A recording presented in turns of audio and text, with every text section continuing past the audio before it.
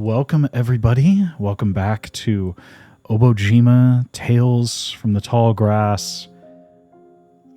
Last time, our party had continued their travels southward, down closer and closer to the major city of Yatamon at the southern edge of the island of Obojima. Along the way, you encountered a field full of these massive rock-based creatures, stone golems that seem relatively docile, protecting large swaths of flowery fields and wildlife in that area. And during a sudden late summer, fall storm, you encountered a small gathering of other entities known as mosslings while you waited out the storm, as they offered you some gifts, having come to like you in the brief time that you encountered these creatures. After a couple days' travel, you found yourselves at the lakeside coast,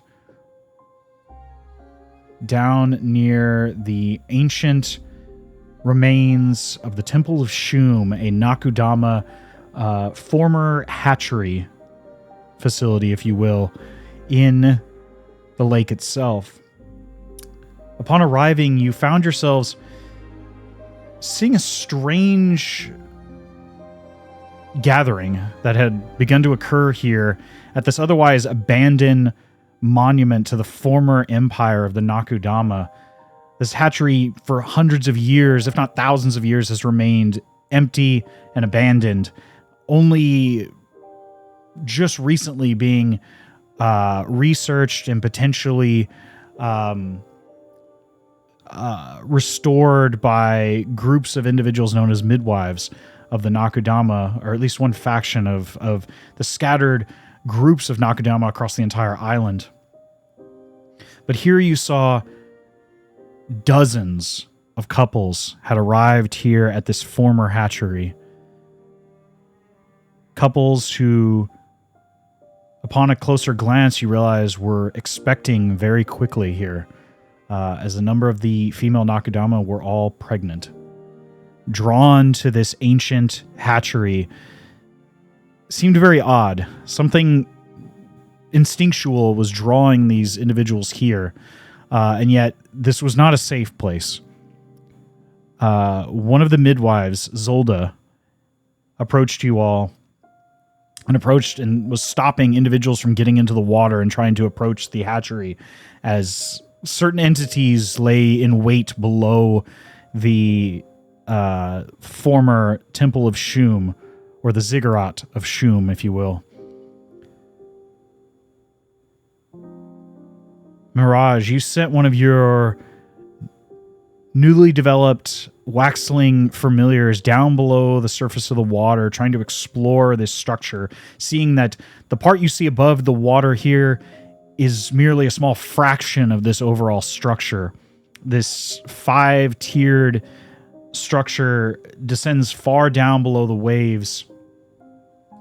And as you almost wrapped up your visualization of this former hatchery, the Ziggurat of Shum, something below the waves attacked and destroyed your waxling familiar, dragging it down into darkness, and your temporary connection to it was severed as you found yourself back on the coast.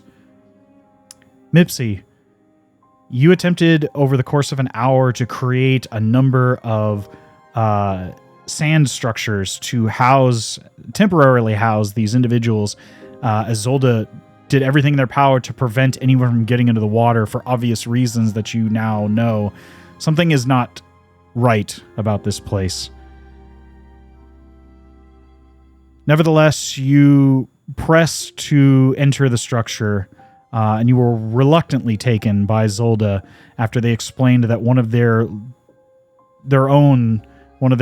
leaders had disappeared not but a day before within the Ziggurat of Shum.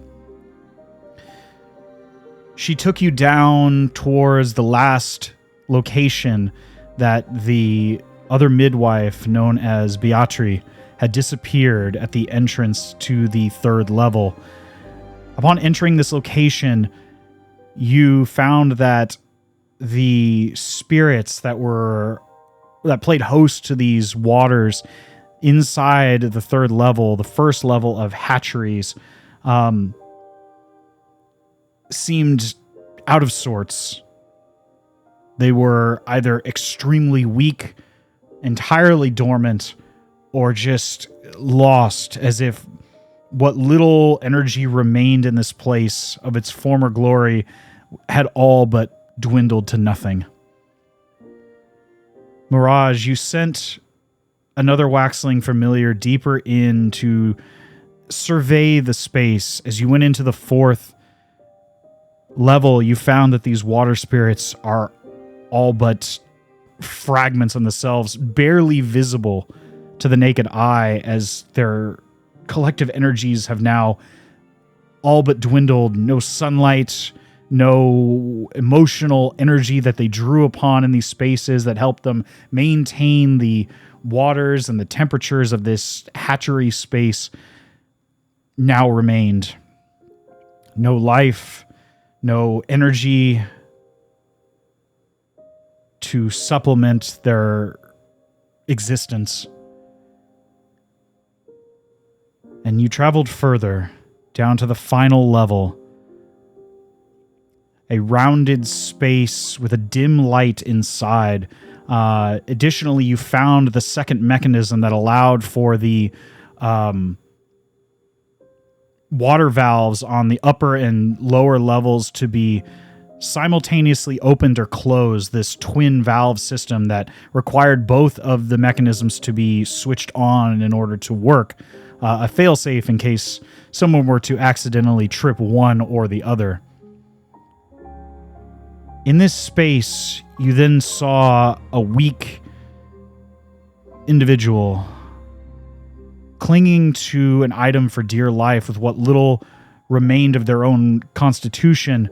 A older Nakudama woman in similar garb to the ones you saw Zelda wearing. And you assumed, based on this appearance and this understanding, that this must be Beatrice. And as your familiar grew closer, you noticed that in her grasp was something you did not expect to see. A singular egg. A Nakudama egg.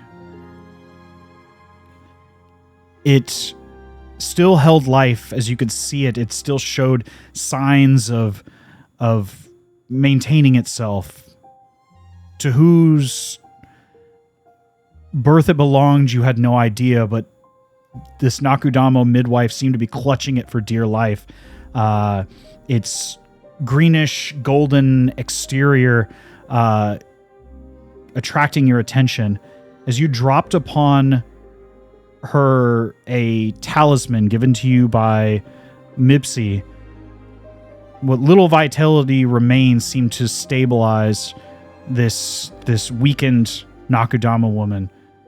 But at the same time, another presence made itself known. A sickly, guttural voice rang out through this space, as if coughing and hacking up the words, as a blast of eldritch energy cried out from the shadows somewhere in this space, striking your familiar and shattering it from reality as you found yourself back on the 3rd level, looking through your own eyes again once more. Having found your target within this space, unsure of what it was that was in that final level of the Ziggurat of Shum, what are you all doing?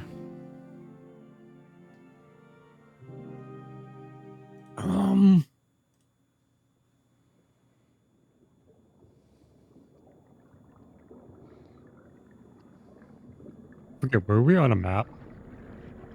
You saw, or at least you were explained to, I'll bring it up.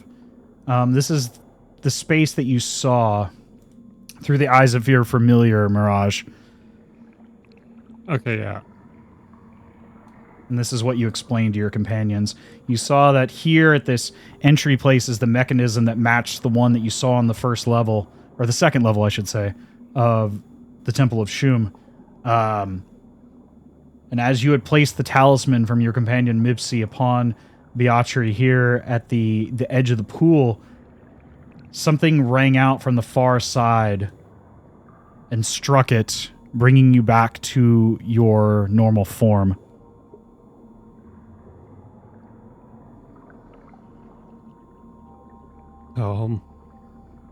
Do we go? Guess we go down or Down, down, down. down. Okay. As you stand on the edge of the third level hatchery, you can see that there are spirits through, and they seem docile, having been given some form of sustenance as you toss some food into the otherwise stagnant waters around this space. Do you proceed through the waters?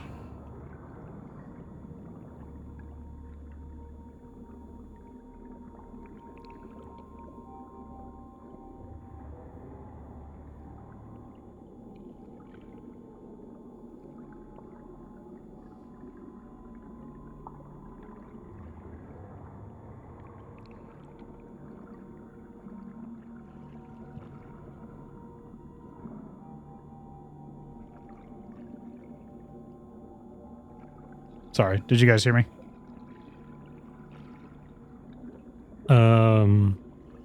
Last thing I heard you mention was something about the waters. Yeah. Do you proceed through the waters, or do you try to take another path?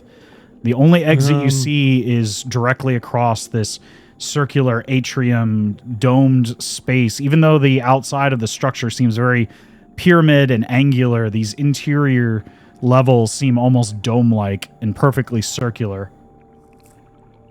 And the only other exit you see is directly across from you at 12 o'clock from your current position. Well, we can make an ice bridge to cross, so That's true. Yeah. I think that may be a safer approach.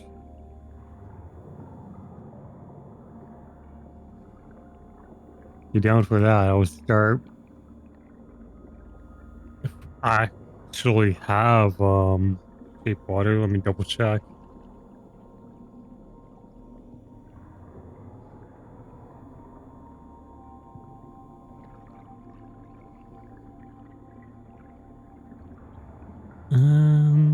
I do have shape water, so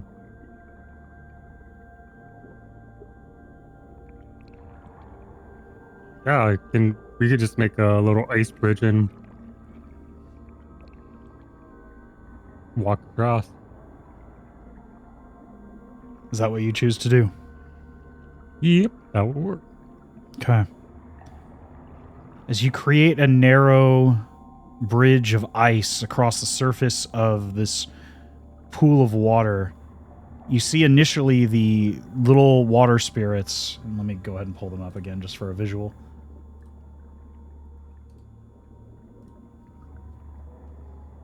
I don't know why it always defaults to that, but there we go. You can see they scatter like minnows at first, but when they sense the difference in temperature, they sort of slowly move back, and you see larger pockets of them, probably about a dozen or so, begin to crowd around the ice.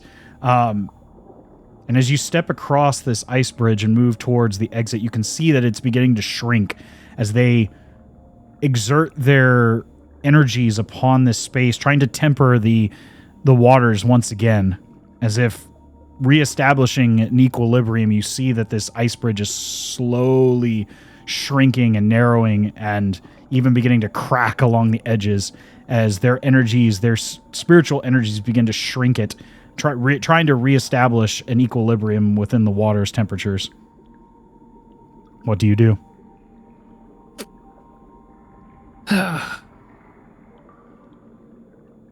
And how long did that take to like?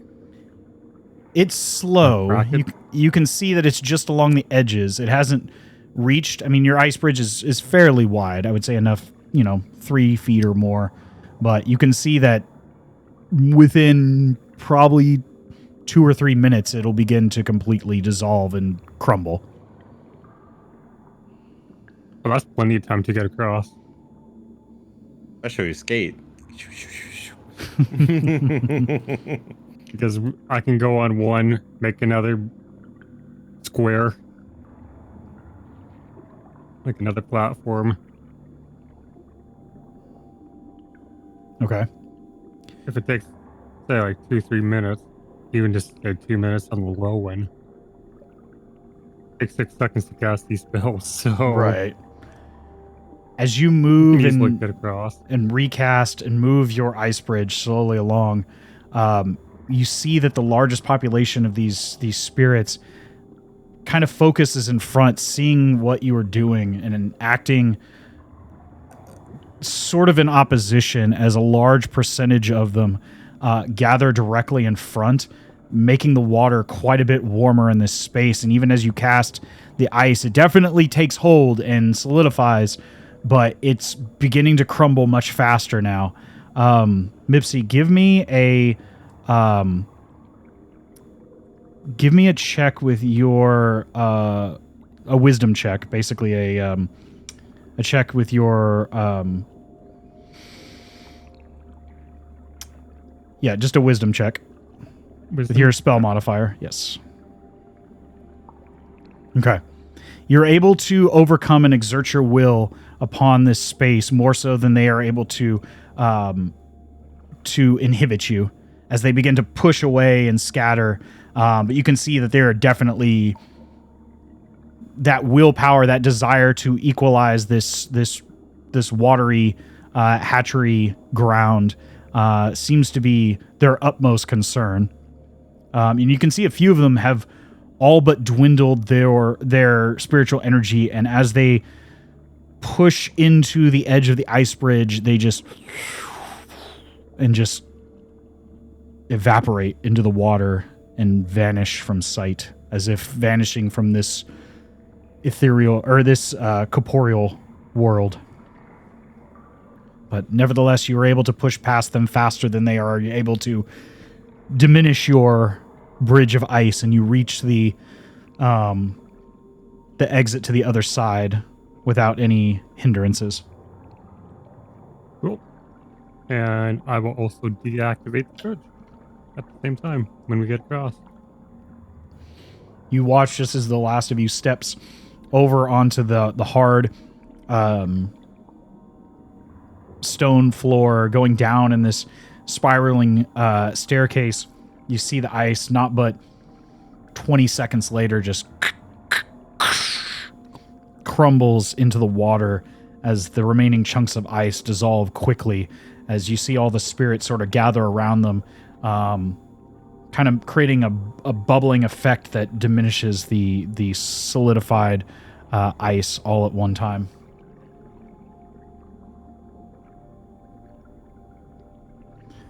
But as you turn towards the spiraling stone staircase downwards and downwards, you recall this space, Mirage. It is almost pitch black down here. Without some sort of light source, those without dark vision will not be able to see in this space. It is pitch black about 5 feet down this staircase. With dark vision. Hold my hand. Yeah. Then again, I think, Axel, correct me if I'm wrong, I think somebody used dancing lights last time. I have it. Oh, okay. Yeah. I think you still Yeah, I probably can. have It's it. definitely not me. Okay. Somebody did. I thought it was... Yeah. Okay. It was me. Okay. I cast dancing light. Okay.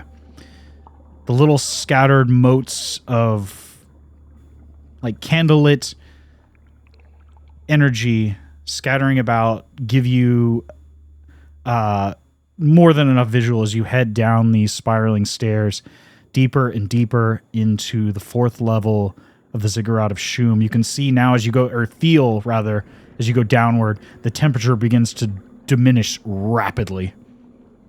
As it went from a a bit chilly temperature now to a near frigid atmosphere. As you go down and down, you begin to see your breath as you enter this 4th level, which being slightly larger than the one that you just left, but a similar sort of configuration, this big dome-like space.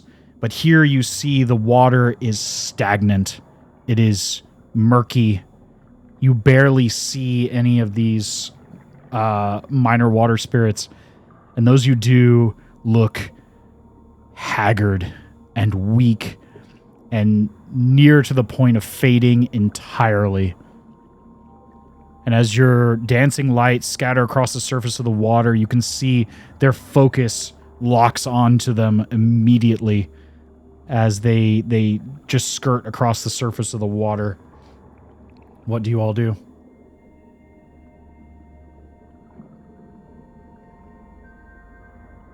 Gonna be holding someone's hand because, dark, and I'm just gonna go, lead the way, please.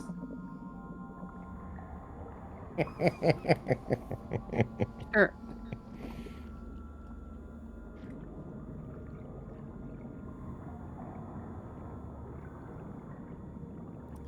But same as before, this space is entirely filled with a approximately 5-6 foot. You're not 100% sure, but enough that those of you of smaller stature would be completely enveloped by the water were you to go into the center of the hatchery pools. And you can just feel this water is frigid cold. It is just above freezing. I mean, can we just make it solid again? That's entirely up to you. We'll test that theory. We're gonna do another square Might as well. Okay. and just watch. So you cast Shape water. Shape Water again and try to freeze it. Yep. You cast the spell out in front of you, and immediately as you do, you see dozens of these minor spirits surround the ice. And this time now, the energy that you've created becomes the immediate focus of these dwindling spirits, as nearly 36 surround this 5-foot space of frozen water. And you see that it begins to crack rapidly. You're not 100% sure how long this structure will last, but it is diminishing much faster than the one that was on the upper floor, as this change in energy attracts their attention so quickly by comparison, and what little remains of these spirits is so haggard and chaotic that this unusual focus or this unusual change directs their attention almost immediately. What do you do? Oh, well, there goes that idea. Womp We're not gonna womp. get across. I mean, it's still holding, but it doesn't look like it'll last more than probably 30 seconds if you're lucky. All right, hold on. How high is the water up? At it its was smaller deepest, people? at its deepest point, it's probably about 6-7 feet deep, from what you can see at the lights Mm, at the very center of the pool. how tall am I? I would say you're Yeah. about high 6, maybe even 7 foot tall. Damn. As I would just walk. I would just try to walk with like head above the water and just like hop on my back, guys. That would have been amazing. You can certainly try. I mean, Um, up to you guys. you guys are small. How enough high you is the could probably do ceiling? it.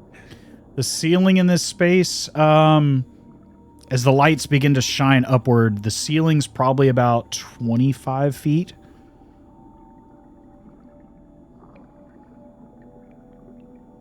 cool. I'm gonna test a theory. Okay. Can you shape water again in a different spot of that bridge? I'm just gonna make it like a small ball, Okay. 5-foot ball. A 5-foot ball. Shape it up in the air, and then I'm gonna freeze it. I just want to see what they do. You're gonna try to freeze it above the pool of water? Yeah. Okay. Is your sphere of water, does it stay in place for the spell, or does it fall when it takes its final form? You can cut.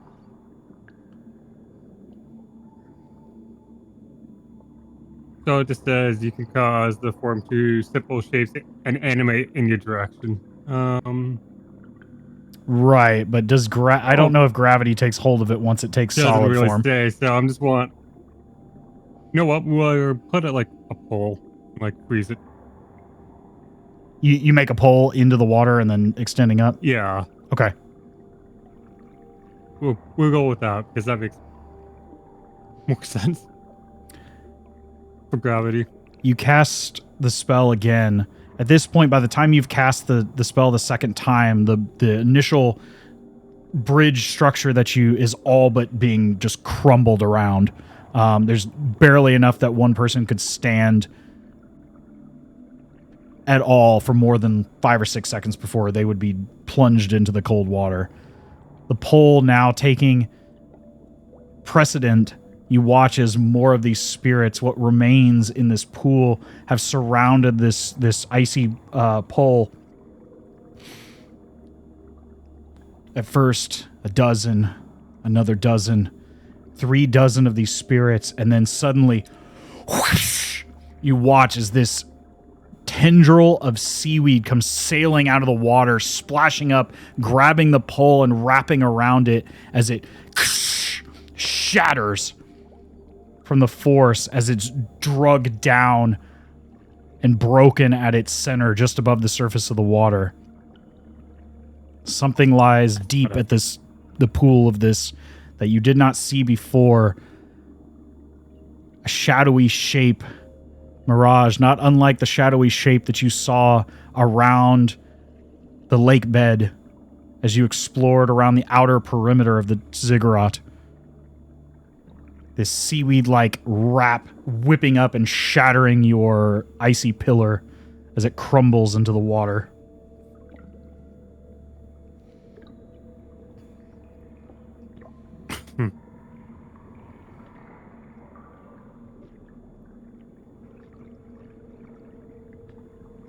Looking at my inventory, how long is this like from end to end? I would say it's approximately 75, 80 feet total in total diameter from the entrance that you stepped out of. There's sort of a 5 foot, 6 foot half circular space of stone before you step into the water. And then there's a similar one at 12 o'clock directly opposite on the other side of the pool. All right, well, there goes that idea. Making like a rope bridge with it.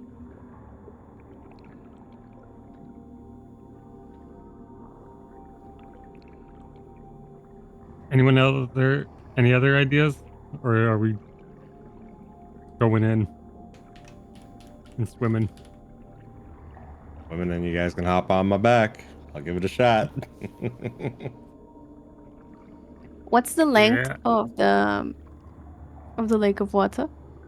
The water itself to get to the other side is probably right at 60, 65 before you hit the other stone step and the exit to the fifth floor staircase. So, I mean, the total distance of this room from wall to wall is about 75 feet.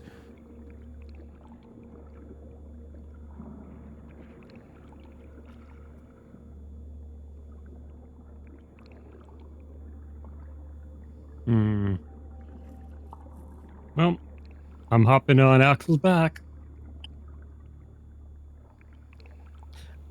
Hold on, wait.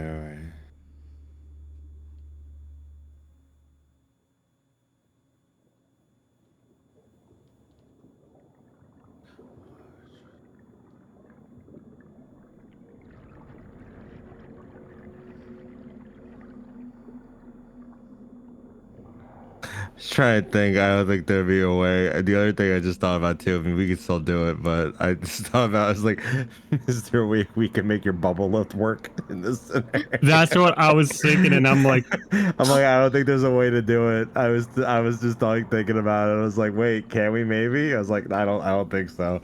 So, yeah, we could just, you guys, I'll swim. You guys, that's fine. That's the only yeah, I thing was I could thinking, think I'm of. like, we don't have a way to get a breeze just to kind of push her way Exactly. over. Yeah. Because like Without, I had a climber's kit. Like, is there a way for me like to climb myself from the side or something? But then you guys wouldn't be able to do it. I mean, we find our own way to get over there. I mean, if you could climb the walls and put like a pin in the ceiling and tie like a rope to that.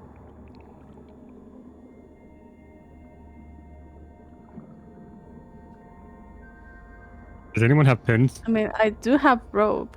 I mean, the climber's kit says the it climber- says with pythons. Yeah, Says pitons. Yeah. includes special pitons, boot tips, gloves, and a harness. But it says you can anchor yourself. You cannot fall 25 feet from the point where you anchor yourself. And it says you cannot climb more than 20 feet away from that point without undoing the anchor. But I don't know if I can do it. The ceiling itself in this Oh. room is about 25 feet high. If you were to tie a piton directly at the highest point of this dome, you would, if you fell, you would stop just before the surface of the water. But would it still be like, could I still go to the other side? I mean, if you had momentum, perhaps. It just depends That's what I was on. thinking, making a like a swing rope.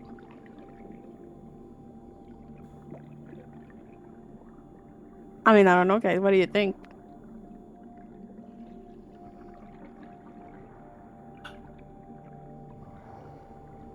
That could be an idea. Yeah.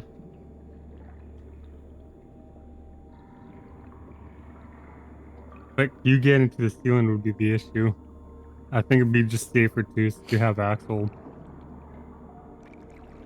Okay, walk across. sure. Then I guess we do that. Okay. So, explain to me how this is going down. So, Mipsy, are you climbing onto Axel's back, or how? Yeah. Okay. His back. Which wouldn't be hard for you. You were considered a small creature by comparison to Axel, who's borderline large as far as frame, but still a medium-sized creature. Wow, we're just gonna say that. Okay. All right. No, it's fine. Oh, wow. I'm saying Wow. overall statue. Okay. All right. Favoritism. Anyway.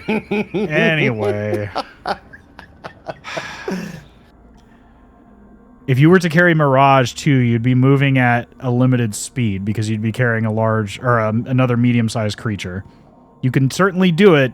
You're also, do you have a swim speed? Let me see. Hold on.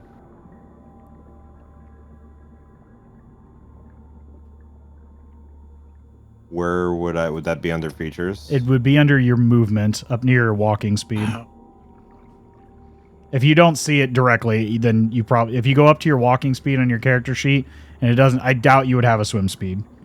No, it just says walking Oh. 30. Okay. So in which case, if you were to go through this space, you would be moving at half speed because you don't have a swim speed, and you'd be moving at a quarter speed because you're carrying another medium creature with you.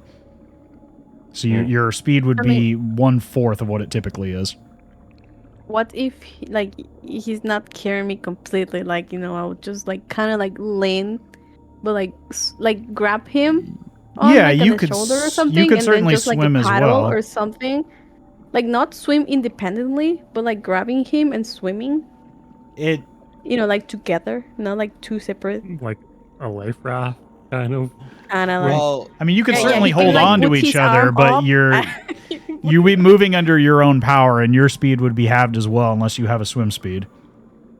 No, I don't. But I mean, we will be going kind of like the same speed, no? Yeah, but you'd both be moving at half speed, is what I'm saying. So if your normal walking speed is 30 per round, Yeah. you'd be moving at 15 per round. But at least as like this, we will go a little bit faster than he carrying me. Yes, yeah, then if he directly carried you above the water, yes. Essentially, you're just under your own propulsion.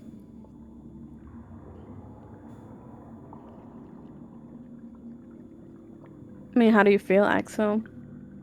Do you want to carry It's us both, or I can swim?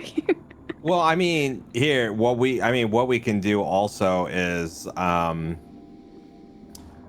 don't know how strong the bubble is, but maybe we can put one of you, I mean, probably put you, Mirage, in the bubble, and then I would have Mipsy on me, and then like we can like have you like we can like try to like push the bubble as we're going. So like I'll swim, Mipsy will be like on my shoulder, and we can try to like kind of like keep you up. Are we gonna bring her like a kite?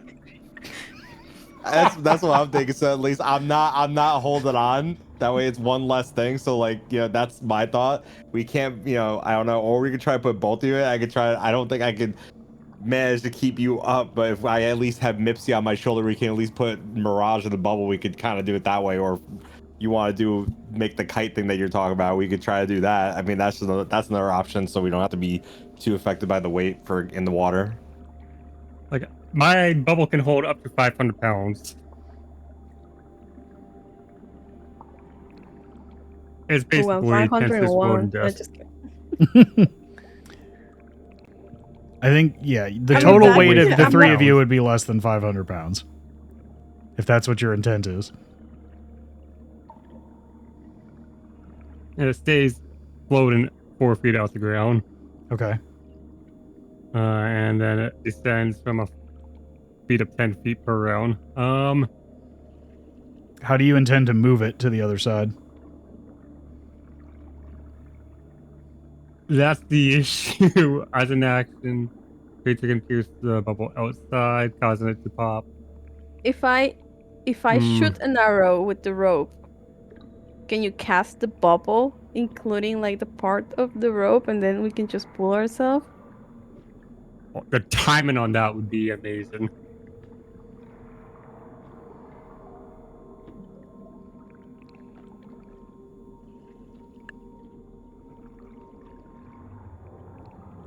So if I understand this correctly, based on what Mirage is trying to say, is you intend to fire some sort of rope either into the ceiling or to the other side. Is that correct? Yeah, it would be better to the other side, something. Okay. And then you intend to cast Bubble Lift and pull yourselves to the other side. Is that correct? Yeah, but I don't Am I understanding that? If you, well, Probably would. can something what, can you post the wording of Bubble Lift? I was already ahead of you. I know you're concerned with it. That's I think, yeah, I get it. Yeah, that's where I'm like,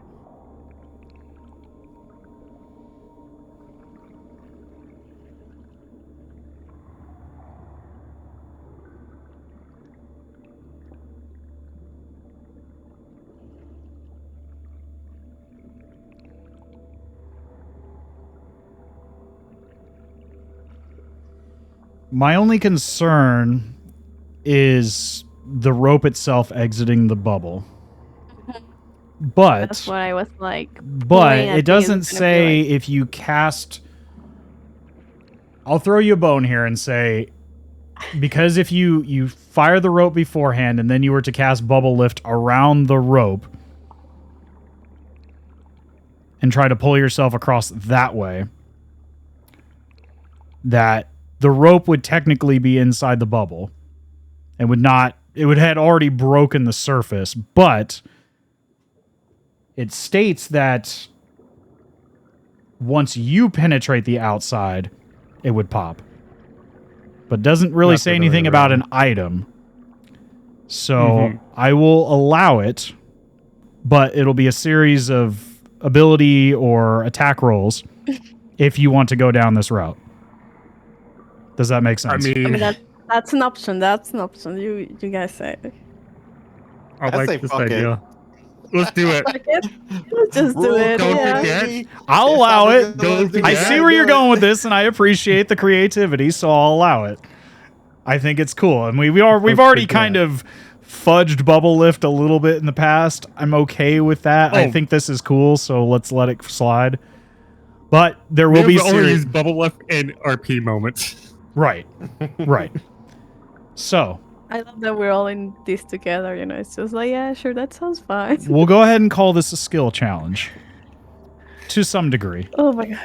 The first one here that needs to succeed is Mirage. The first thing and foremost, you have to get that piton or arrow, however you want to fix the rope to the other side. How do you intend to do that? Or any of you, rather, I should say.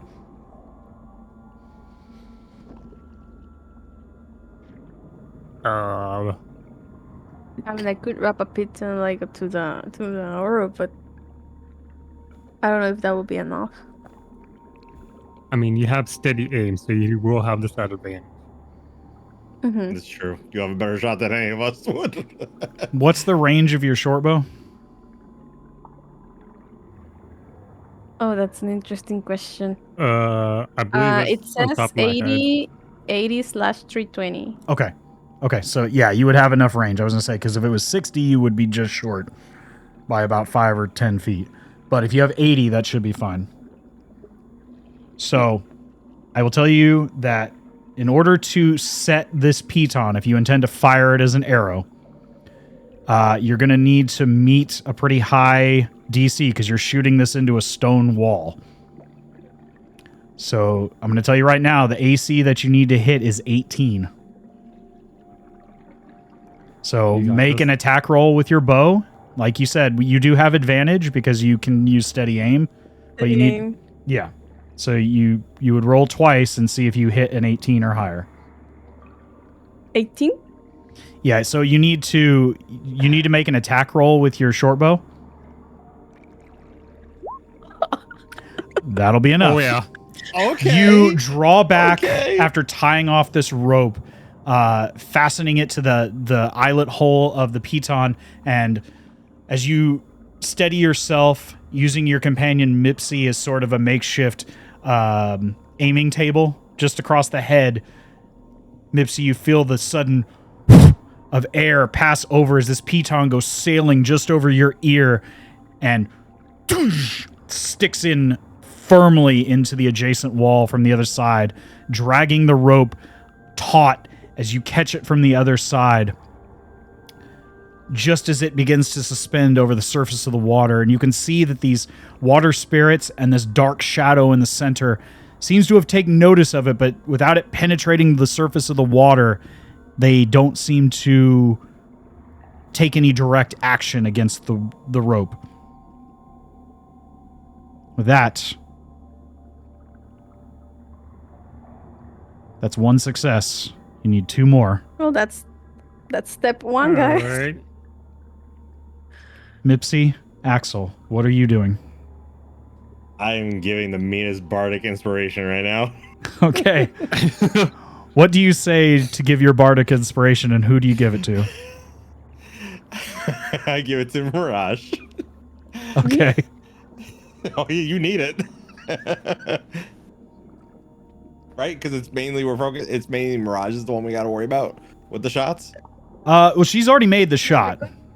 Yeah, it's gonna pull but- like oh, She, no. her so the piton Mipsy- is okay, then- firmly in the stone wall adjacent from yeah. you guys. Yeah, Like, no, I'll do whoever- the Mipsy then. Okay. whoever is like pulling the rope, I think is the one. No, should have the bardic inspiration, or not? Are we getting checks for that? I mean, yes, but I don't think Axel can give himself inspiration. Yeah, I would have to No. give it to Mipsy then. Yeah. All right. So, Mipsy, what do you do? Well, we got the rope there, and what I was going to use the bubble lift to kind of drag us with it. Okay.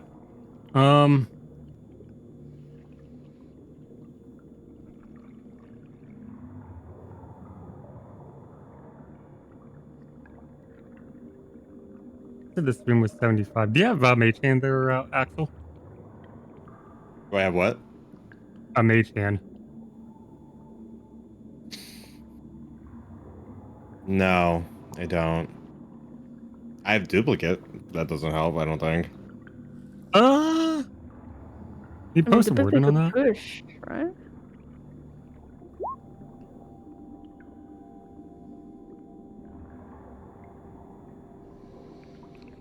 So I'll tell you right now, there are two remaining things to figure out. One, how do you get the three of you across using either bubble lift or some other spell or some other athletics check or acrobatics? And also, how do you secure the rope on your current side of the pool? Those are the two remaining problems. How do you solve those? I mean, can I not just put like another pigeon and like, grab the rope on the other side so we can have like a straight kind So of you line? try to fasten the other side of the rope into the opposite wall on your side? Yeah, that's what I was thinking. Yeah, I mean, you can certainly do That that. could be something. Okay. You swiftly hammer the piton into the wall behind you. Excuse me.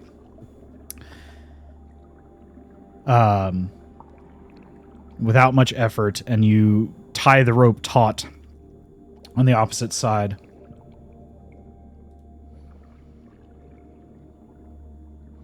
Now what are you doing?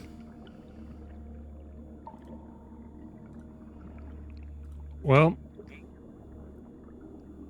I can get across. If you guys want to use that as the bridge, I can make sure you guys get across.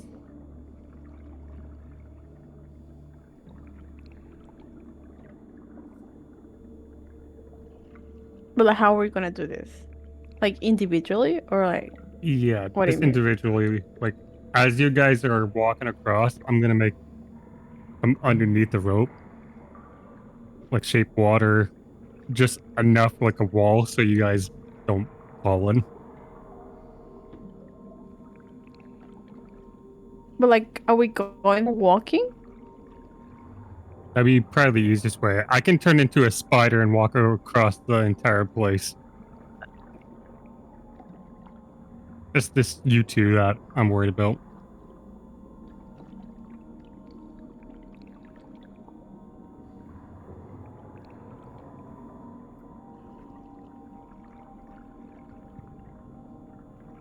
I mean, but they wouldn't attack like the walls that you make if you make them.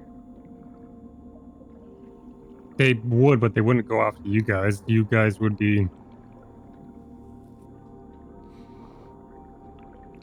like, I'm only But going like to my use shape water to protect you guys so you don't fall in. I'm not going to make every step you take. Oh, I'm going to cast it again. Like, if you're about to slip, I'm using it then. like would it be enough time for us to cross? Oh, I have only 30 foot of range. You guys would be probably fine. Like, If your intent is to walk across the rope or hang from the rope, you'll need to make at least 2 athletics or acrobatics checks to get across. Basically, one per round and 30 foot of movement, essentially, to either shuffle your way across and climb your way across, or to basically tightrope across the rope itself. yeah. I am proficient in acrobatics, so I have a good shot. Let's see I it. am not. I'm here for it. I am not. I think you're How proficient in about- acrobatics, Mirage. A little bit. But, no, yes, I am. I am proficient in acrobatics. Yeah, I was gonna say, like, yeah, you are. You're good. I was seeing athletics. I think I am too, but it was I said like athletics man, or that's acrobatics, depending on how you do it. If you were to walk across, I would probably say that's an acrobatics check. If you were to climb across, hanging, between the rope and the surface of the water, that would be more an athletics check to hold onto the rope and climb across. Either is a viable option. I think since we both, cross fingers, we're both proficiency in acrobatics, we can walk and then maybe Nipsey can, try to help us put in a wall in case. Yeah. Just in case. For the first half, because I think Shape Water is a 30-foot range. Is that correct? 30-foot range, yeah. Okay. So you could certainly assist over the course of the first half, at least. So I would give you advantage on the first half. But the second half, you would not Unless have it. they want to wait until I get across by walking across the entire room from floor to ceiling as a spider, and then do it again. But wouldn't it be waiting, making like another roll or something for us to wait for you to go to the other side? I mean, either way, at some point, you're going to have to do it without the safety net, essentially, because you're going to have, either you're going to be 30 foot on one side or 30 foot on the other. Yeah. How do you want to do this?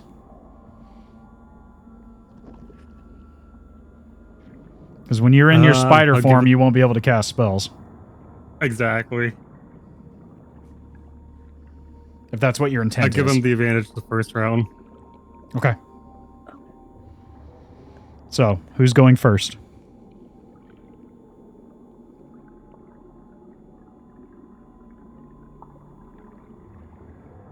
I'll go. Okay. I was seeing if I had something to help me. But go first, go. I'll be fine. Axel, make me an athletics or an acrobatics check, and you do have advantage because you have the safety net of your companion. As he begins to freeze the water, you can see the spirits swiftly beginning to just... Yeah, you're fine. You get halfway across with ease. Yeah. With ease, as you're very confident as you feel the ice forming below you. You can feel the cold air. But what you also see is you kind of turn your head, that dark, larger shadow is following you across this whole surface. It hasn't done anything as you have not broken the surface of the water, but something is definitely following you from below the water. I didn't fucking swim. Yep. Okay. Do you intend to keep going across the other side? Yeah. Okay.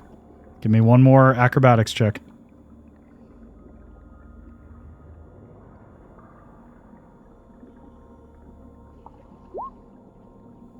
Oh, God. Why did it do it that way? You get about halfway to your destination, and you feel the tension of the rope beginning to slack a bit as you get closer and closer. And your hands begin to get sweaty as you don't feel the cold air from below the safety net.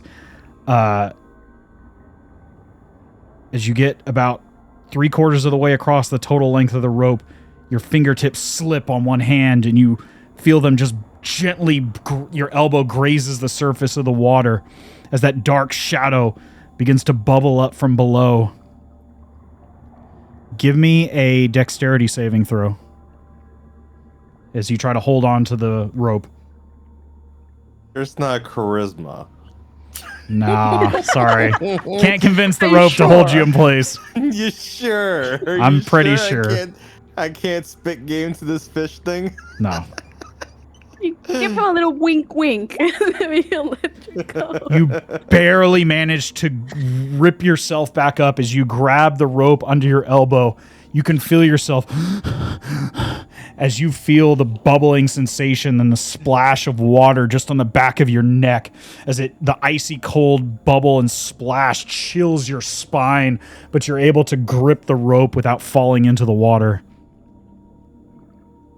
Go ahead and give me one more acrobatics check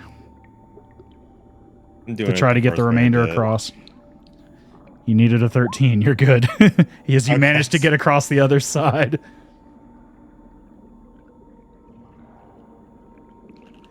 But you managed to get to the other side without falling in. Mirage. It's your turn. You got this. You have advantage on the first half. Go ahead and give me Into an the rope acrobatics after check. After seeing all that Axel went through, and I'm just gonna start and just say like, I'm gonna pee. Just don't do that. Just don't do what I did. Just see that? Don't do that. Everything else I did, do it except for the thing in the middle. Don't do that. Everything else is good. I'm gonna throw up. Don't throw up in the water. The fish thing's gonna get you. Yeah. Oh, you're golden. Yeah. You make it across easily as you tightrope walk. Although you're nervous, you are a very capable and dexterous individual. As you balance yourself with your two arms, walking one foot in front of the other, trying not to look down into the murky waters below, you get across with ease across the first half as you now tightrope into the very center of this room. Go ahead and give me one more acrobatics check, please.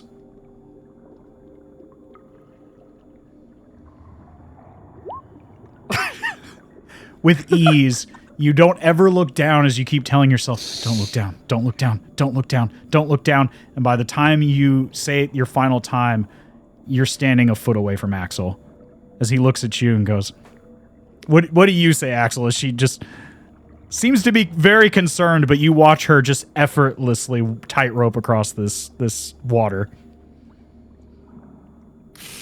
Nice. Real nice. Last but not least, Mipsy, how do you get across?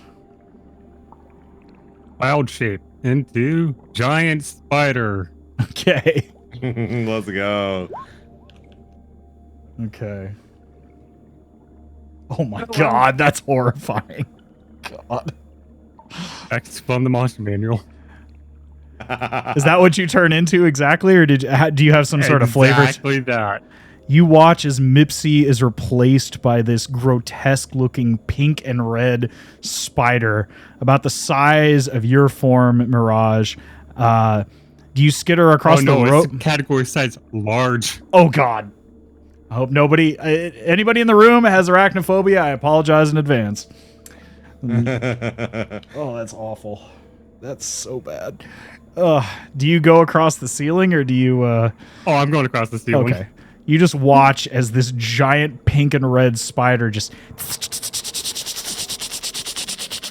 with ease. You have... I assume you have spider climb, so you can walk across... I have spider climb, okay. Yeah. With ease, you're just... And as you skitter across the top of the surface, your 8 eyes staring down, you can see now with more clarity. It's almost as if your dome-like vision focuses in the opposite direction, and you can see the creature that this darkened form below the waves is like an amalgamation of seaweed and like rusted metal. I think I have this form. Hold on one second here. Why is that not showing up? Oh, I also have dark vision. So. Oh, yeah, you definitely see this creature then. It looks like a swirling mass of... I guess I didn't put it in, which is weird. I thought I did. Did I not put... maybe I didn't put it in yet. Anyway, it looks like a mass of swirling seaweed, and the top of its head looks like the attachment point of some sort of rusted or rotten anchor is like sticking out of the surface of it. It looks like some sort of twisted water spirit, and it is quite larger than these other tiny fragmented minor spirits. It is definitely has some, not like an intentional malice, but some sort of just instinctual desire to grasp onto anything that has entered this water. This was what attacked your waxling spirit below the waves, or at least something like this, and definitely what shattered that pillar of ice that you created earlier. But nevertheless, you to the other side as Mirage and Axel, is just as you're collecting your thoughts and your breath, this spider scurries in behind you. And had you not known you were accompanied by a druid, this would be a horrifying accompaniment with this pink and red spider now standing beside you. But nevertheless, you are successful in traversing over the surface of this darkened pool. Now the final staircase of stone descends downward into the final level of the ziggurat of Shum. What would you all like to do? I'm staying in this form for the time being. Okay.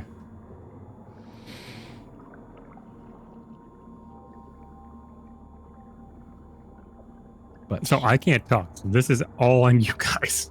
yeah, you can definitely tell like there's some chittering and like but it's there's no intelligible language that you all can understand. It just sounds like cricketing and chittering. It's yeah. While that's happening, I'm just gonna look at the spider and be like, interesting. Gross, but interesting. I guess we should just go down. Do you think okay, Axel? Yeah. So So we're not going in the water. I would have known what's coming next. So what's coming next is like where that person is, right? Yes. Based on what you So saw the- through the the- eyes of your waxling familiar, this is the final level of the ziggurat. So the first thing we're gonna like see is gonna be like that mechanism, right? Yes. This is what you remember seeing from the visual of your waxling familiar. Coming through this one and only entrance down here on the southern edge of the map. And the actual mechanism is here to open and close the valves on the upper and lower levels of the ziggurat. And you can see there's a dim... You remember seeing there was a dim light through this entire chamber coming from the center of the pool itself. And although this particular level is extremely cold, just above freezing, you remember feeling that this final level was almost humid. Like there was definitely still some warmth here. And you didn't see any of these minor spirits in this pool.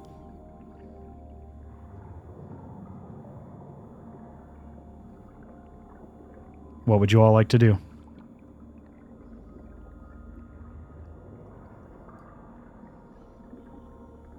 I feel we should go down stealthily a little bit and stop on the mechanism and take a look first. There's something definitely there, but I couldn't see.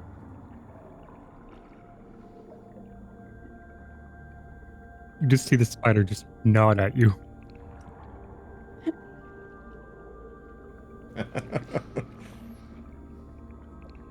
Fine then. I'll go first. Okay. Well, if you intend to sneak, I'm going to need a group stealth check. Okay. Oops, that was just to you. Also, did you still let me- intend to give your inspiration to Mipsy previously, Axel? I don't think you actually used it, Mipsy. No, I haven't used it yet. Okay, so you still have that as well. Yeah, let me Okay. re-roll on that just so it's actually public. It evens out. It evens out. It evens out. No worry. No worry. And I just... Oh. Goddamn GM mode for spiders on D&D Beyond. Or Beyond 20. Same thing.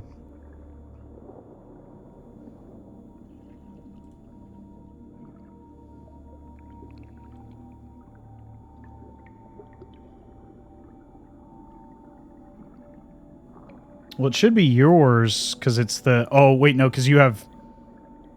I use my mental stats, not my Right. physical stats. Right. Unless there's some sort... you do have dark vision, so... And I have 10 feet of blind sight. Ah, okay. But for your dexterity, yeah, you would in this case you would use the spider's senses. Yeah. Is it gonna work this time? There we go. I got it to work. Okay.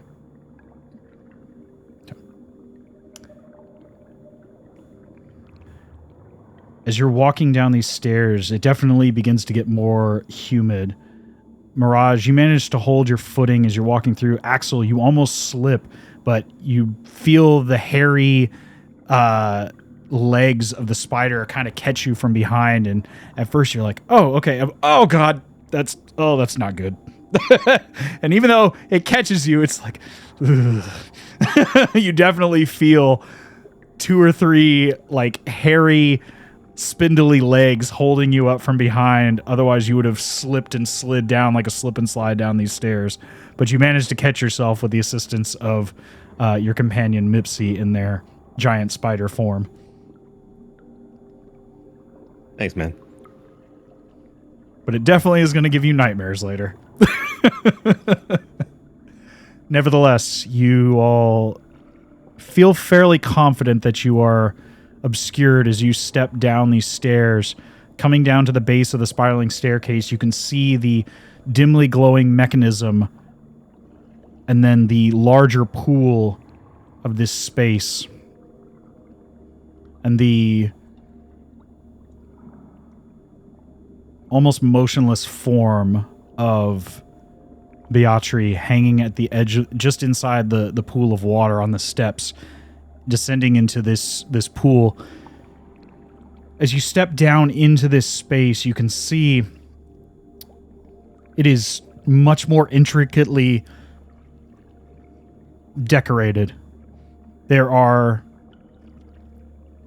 ancient Nakudama texts and scenics all around this space. Does anybody speak Naku? No. No. Okay. Then none of you understand the actual verbiage or the words on these walls, but you can see that there are scenes of ancient times, grand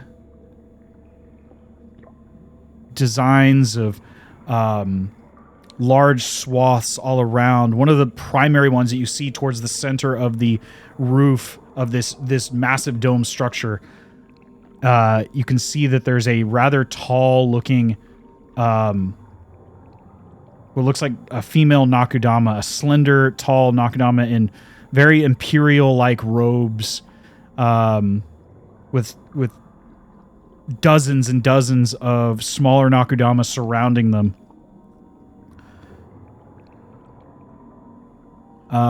If anyone would like to give me a history check at a glance, you're welcome to do so.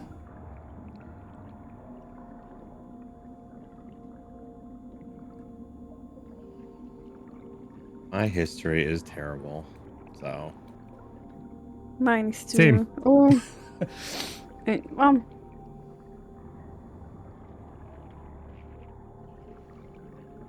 There it goes. You can do better than a 4. Are we all doing? You can certainly try if you'd like. Oh, I mean, sure. You could do better than a 4. Of course. I think that's good. Mirage, you would recognize this from ancient lore as the former queen of the Nakudama, just before the ancient civil war of the ancient Nakudama Empire and the rise of the individual known as the Demon Emperor. You remember vague hints of this, but you would probably recognize this individual as the former Nakudama queen at the height of their empire, hundreds and hundreds of years ago in Obojima's history.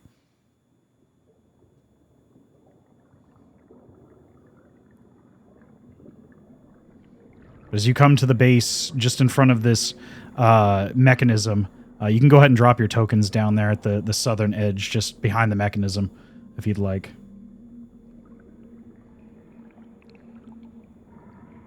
How do we do this? I always ask. I'm sorry. So go to your journal, which is the book looking, the single book looking thing.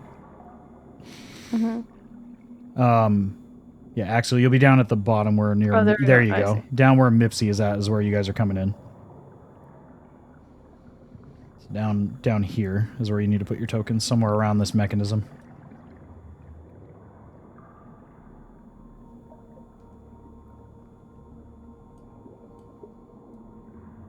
There you go. Technically, I'm. I mean, we just keep in mind you're a spider. I mean, if you like, I can make you larger. There you go. Oh my god. Yeah. Oh yeah, that definitely is giving me nightmares for sure. Let me move my visual here for those watching. There we go. That's better. You can see, initially at a glance, you see the motionless form of Beatri. You can still see Mipsy just at this distance. The talisman that you had created lying draped over her shoulder. And at this distance, you can see with your spidery eyes the greenish golden looking egg that she is clutching to her chest as she seems very weak. She has on her back what looks like scorch marks of some kind from some sort of injury or impact of something. You're not 100% sure what caused it, but based on what Mirage explained happened to her waxling familiar, you get an idea that something here had definitely attacked this midwife. But even at this distance, you can see that the gentle rise and fall, they are still breathing. And they are still a part of this world, but they are very weak.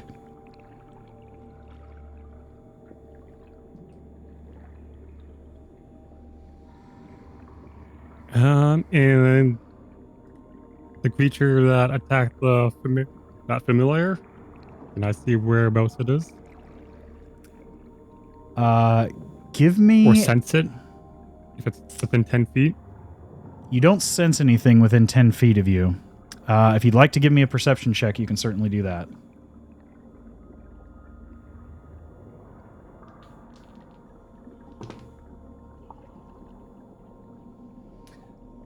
You look about the room, but you don't sense anything. You don't see any variation in the water. You don't sense any movement around you directly. But based on what Mirage told you, you definitely know that something is here. You don't see any other exits here. Everything is closed off in this dome-like structure. There are no other exits but the one that you came through. At least none that are open currently. So I'm going to look at my companions. And Oh, I'm going to gross. somehow relay this as a message. I'm going to lift up a leg, point at each one of you, and act like I'm throwing something with that leg, and point to water.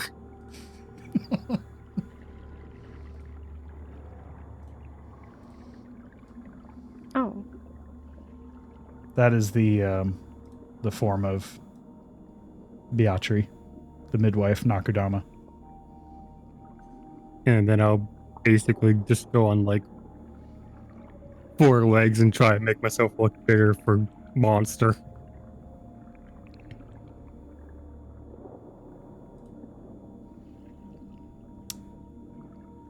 I Don't think he's look trying up to my- tell us, Axel, that you should throw me through the water. No, just kidding. I can. Do you want me to? I can. No, thank you. Not true. I think he's telling us to throw something. Should I throw something to the water? I'm nodding. I'm nodding. I'm nodding. Now, would that be for you throwing me to the water or throwing something in the water? Now, I don't know. Point at you? I go- No. Point at I- like a pebble? Yes. Are there pebbles like on the floor? Because I was gonna throw like some Or- ball bearings. Anything that's not them. Okay, I go through my bag and I grab like I don't know, like would you say 3 is enough? Are you? If What a are you spider trying to could do? shrug, it's trying to shrug.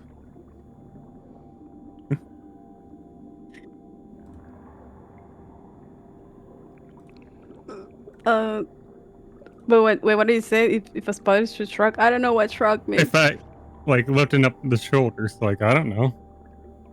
Oh, okay. I'm trying to go like I don't know. Oh, can I give a performance on this? Yeah, you can certainly do that to try to non-verbally communicate. Can I put a detriment on myself just to be funny? Can I Go use the for it. Do spider's what you got to. charisma? Go for it. I mean, it's your charisma. It's your charisma modifier. Oh, but, I mean, the spider's charisma is worse. That's why I'm saying it'd be funny. oh, if you want to use the spider's charisma, go for it. I'm here for it. Whatever you want to do. 6. The -3. You have no idea. The spider just kind of, and it's like, you don't know if it's doing a dance, if it's about to jump on you, or you're thoroughly confused as you sit here and see this spectacle in front of the mechanism of this spider just kind of like vibrating around. I would just look confused and I would just ask Axel. So how strong would you think? No, how strong are you? Would you think you can reach better if you throw some ball bearings? Or should I throw them? I'm weak though.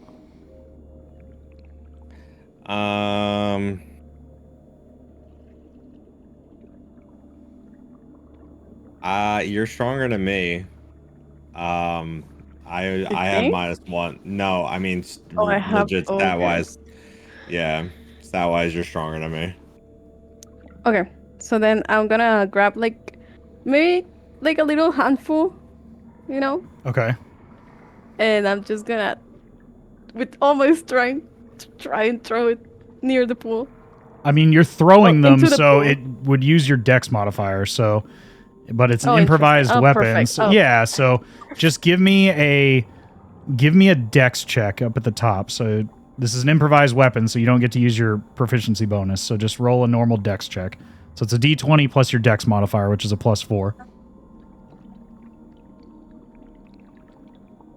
Did I use a steady aim though? Just kidding. I would say not on this one. This isn't an attack roll. No, just kidding. This is just a straight dex check. Okay. It's not a high roll. You're just trying to really miss this column. You throw how many do you throw? 3 is what you said? So like a handful. A handful? Okay, we'll say half a dozen yeah, for simplicity's sake. Yeah, kind of like that. About half of them hit this column. The other 2 kind of plop onto the ground here and kind of king, king, king, king, king, king, and like one of them just barely trickles into the water closer here to over by Beatri. The one that makes it the furthest kind of plops down about maybe 10, 12 feet into the pool. And there's a moment of pause as you see the ripples in the water just kind of ripple out. And at first, you don't sense anything, you don't hear anything.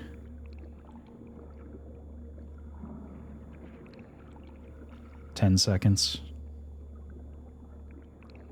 20 seconds. And just as you sense the water beginning to stop undulating from the penetration of these ball bearings, what comes to us, master? Nope. Come comes to feed his hunger? Who comes to satiate his hunger? As you hear this, like, croaking voice echo out around this chamber, what are you all doing?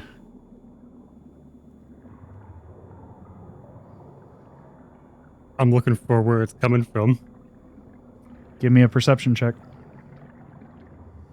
Again, if it's within 10 feet, I have blind sight. You don't sense anything within 10 feet of you. Okay.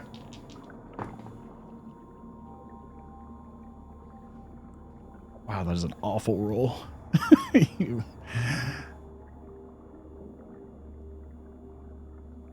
At first, you don't see or sense anything, Mipsy, even in your spider form. You definitely don't sense anything with your blind sight.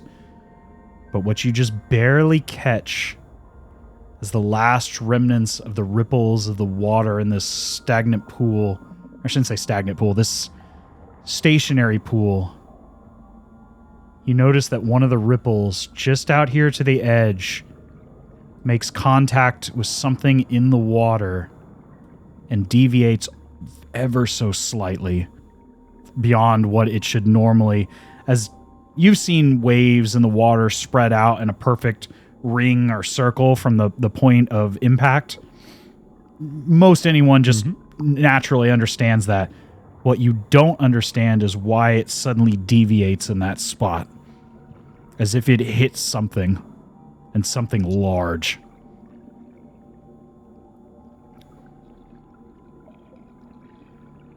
What are you all doing? Is it pitch black here? It's dimly lit in this chamber. There's some sort of light source at the base of the water here in the center, as if some sort of like stone light is at the center, almost like as if you've seen like a pool, like a pool in our actual world, like a light at the bottom, like embedded in the bottom part of the pool itself, like in the plaster. It's sort of like that, but it looks like some sort of glowing stone at the very center of the pool, casting a very dim light right at the center that kind of emanates out, and it gets darker and darker as you get to the edges. But the center of the pool, there's definitely a viable source of light.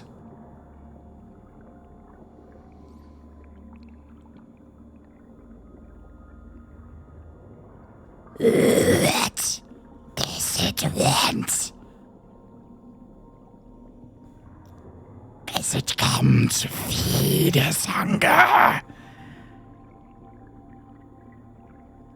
Does it come to play?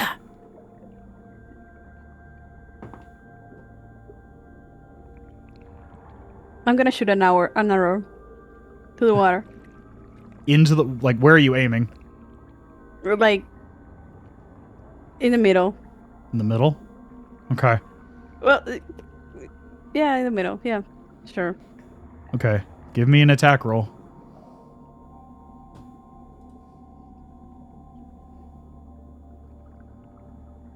Oh, I thought it was on the one.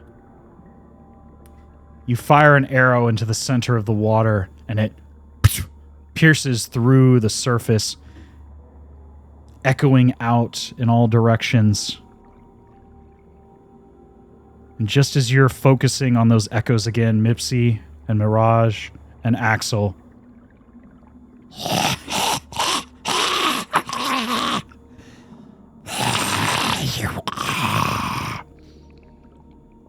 You come to feed his hunger. and as the word hunger stretches out, you see a light and a charge of energy form in your direction.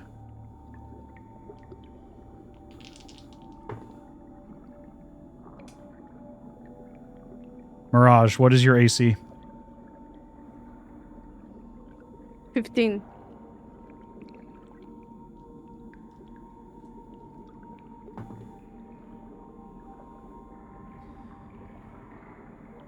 You take 8 points of force damage as a blast of eldritch energy crashes into you, slamming you up against the nearby wall here. And that is when you see this ghastly form materialize in the waves on the opposite side of this chamber.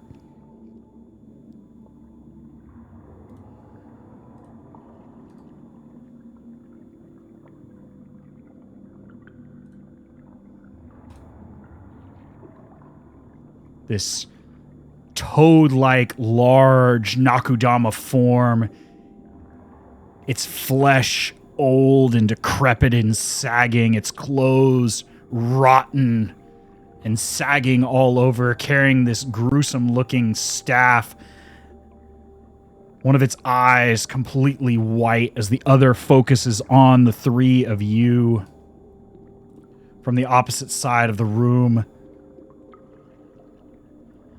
It comes to feed my master's hunger. I need everyone to roll initiative.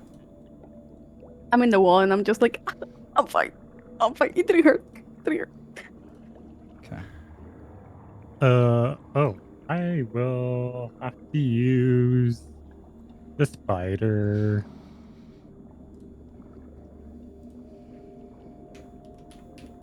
Okay, cool. I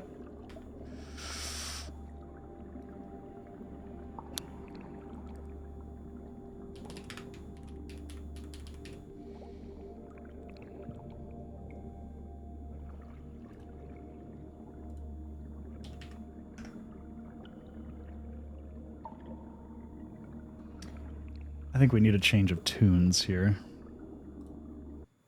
as we enter combat.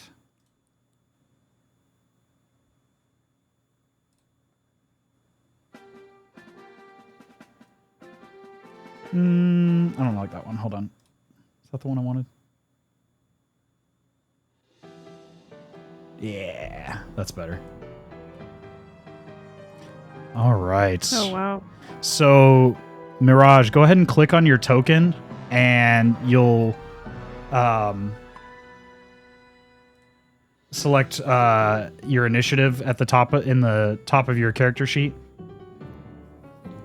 So, but you have to click on your token first before you do it. Otherwise, it won't add to the initiative tracker.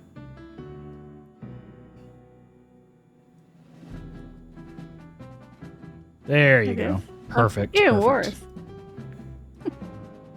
Why is this not sorting? Hold on. Oh, it's because I'm doing it on this screen. There we go. Mipsy. Are we sticking with 7 or with 11 that I originally? I mean, it doesn't matter, right? Did you roll? In this case, no. In this case, I can put it at 11. It doesn't change it anyway. It's fine. It's fine. You can. There we go. You can keep it there. I mean, it doesn't change the order anyway. Mm-hmm, Mipsy, you are first to act as this blast of eldritch energy comes out of the croaking maw of this large Nakudama from the opposite end of the chamber.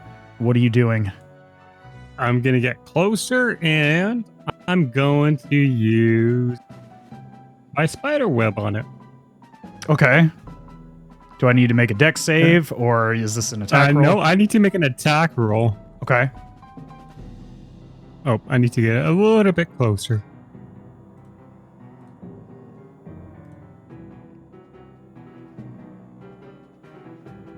Cool.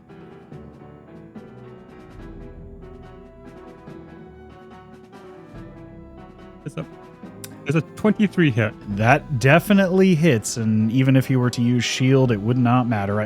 Why do I always do that? Yeah, go ahead. Oh. Is there any damage involved, or is it There's just... no damage to it. You are now restrained. Okay. All right. Give me 1 sec here. DC 12 strength check to break the weapon. Got it. Okay. As you step up, Mipsy, you can see that what remains of the vitality of this Nakudama midwife they turn and look at you, unsure of what is happening, but they're not sure why a monster would be attacking this strange, decrepit Nakudama creature on the opposite side of the room. But she stretches out a hand as she clutches this egg.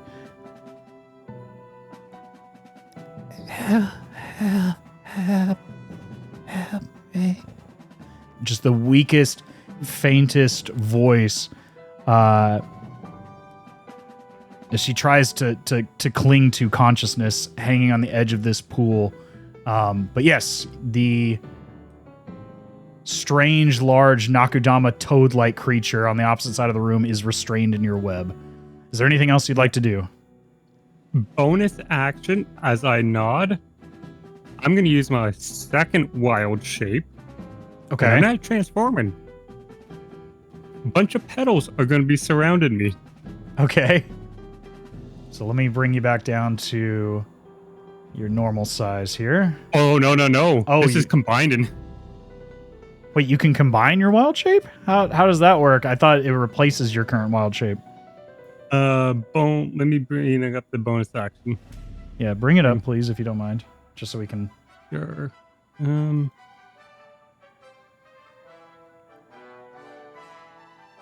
Public roll. Okay. Let's see. Conjure petals. At second level, you become...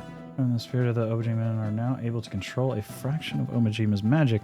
With 10 offensive powers, choose as a bonus action, you can expend use of your wild shape to call this power and conjure the resilient cloud of petals that function as an extension of your own being. This cloud lasts for 1 hour. While enveloped by the cloud, your AC increases by 1, and you gain the following benefits. As a bonus action, you can cause your petals to lunge toward a creature you can see within 30 feet of you, slashing with the body, making blah, blah, blah. Hit the target takes damages.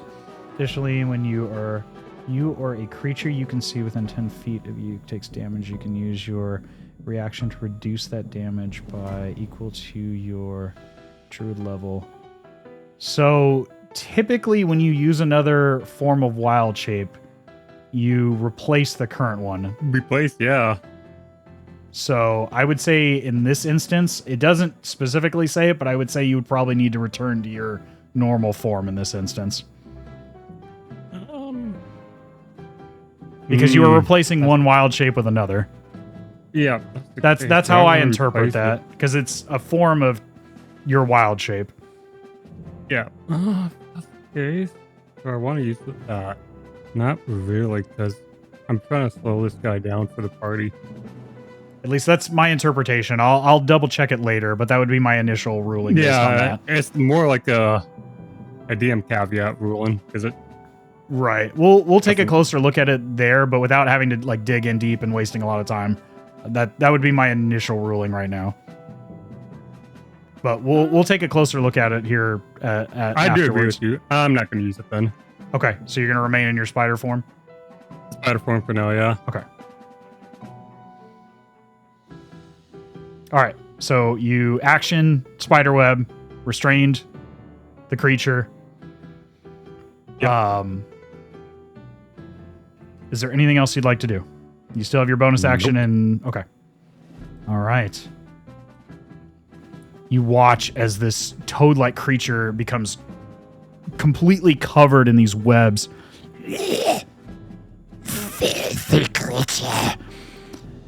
I will devour you and feed your scraps to my master. And as he says the word master, you watch as he... like, almost like he's vomiting up some sort of energy. And yet as he does it, he kind of... and like rolls into like a small singularity and pops out of existence for the briefest of moments and reappears on the other side of the room over here as he casts Misty Step. Okay. That does work.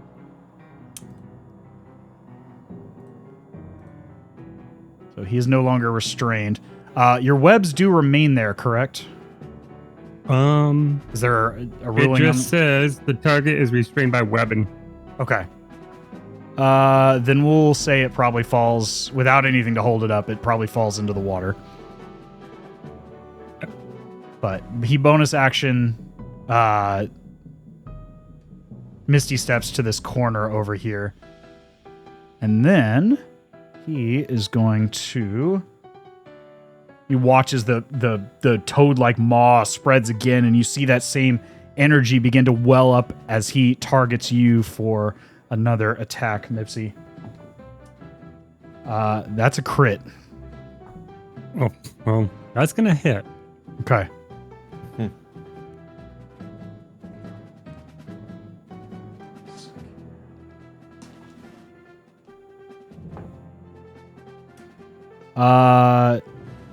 That is 11 points of force damage as you are blasted against the wall adjacent to you. You are unable to be pushed any further, but you are slammed up against the adjacent wall as this eldritch blast kicks you into the adjacent column.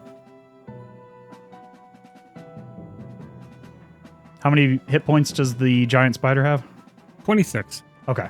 You're still in your spider form, but you are flung back and slammed hard as it hits you square at the center of mass. As it... And you see this boiled tongue kind of lap out as the energy envelops in the maw as he prepares to blast once more, but that is all for his turn. Naraj, you were kicked back by the initial blast, but you managed to stay on your feet as you kind of go down to one knee, but you're able to stay upright. But you were pushed back a little bit from the initial blast. But it is your turn. What would you like to do? Wait, this. No. The froggy creature that attacked you has kind of vanished from your sight, but you imagine based on the blast that you just saw hit the giant spider, Mipsy, that it's likely just out of view around this corner.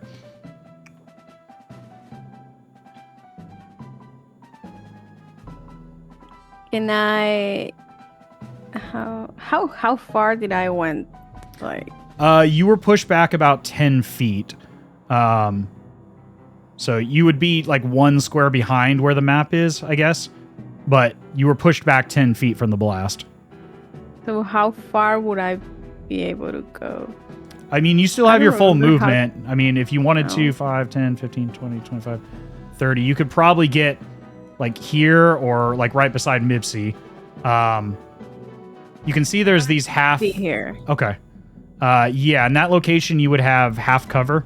So if anything were to try to attack you, you'd get a bonus to your AC. Because this is a column that goes up to the roof. Mm-hmm. But now you can So- see this nasty, decrepit, toad-like Nakudama with these saggy, waterlogged clothes. And you can see that there are flies circling all around it. One of its eyes is just completely clouded over. The other one is yellowed and kind of moving unnaturally as it follows the two of you.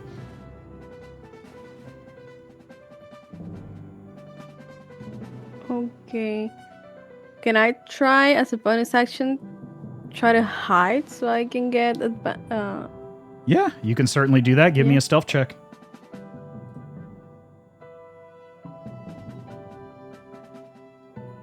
Yeah, with ease, you duck under beside this column and disappear from view. You feel confident that you are hidden from its sight.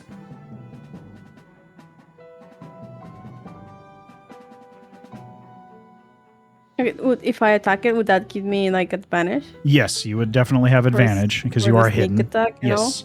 Yeah. Okay. So you So you I'm would gonna throw use the short bow. okay.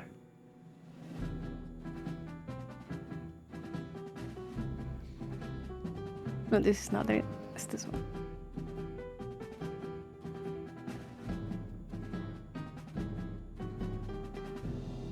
Yeah, 23, even if he were to shield right now, would not stop. But go ahead and roll again to see if you crit. Oh, or was that was your No, advantage? that was. Okay, Yeah, it took that one. The other one Okay. was like a 5 or something. got it. Okay, yeah, definitely go ahead and roll your attack. Or roll your damage, I should say.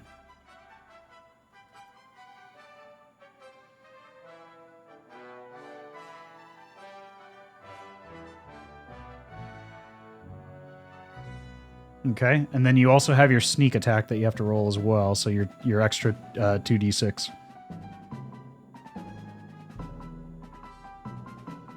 Nice. Perfect. Hey, every little bit helps. Yeah. As you turn around this corner and just line up your sight, you catch it in the just off to the side of the froggy maw and cut through as it lets out this guttural croak at you. But you have drawn blood against this creature. Is there anything else you'd like to do? I think that's it. I don't think I can do anything else. Okay. Axel, we are on to you. What would you like to do, sir?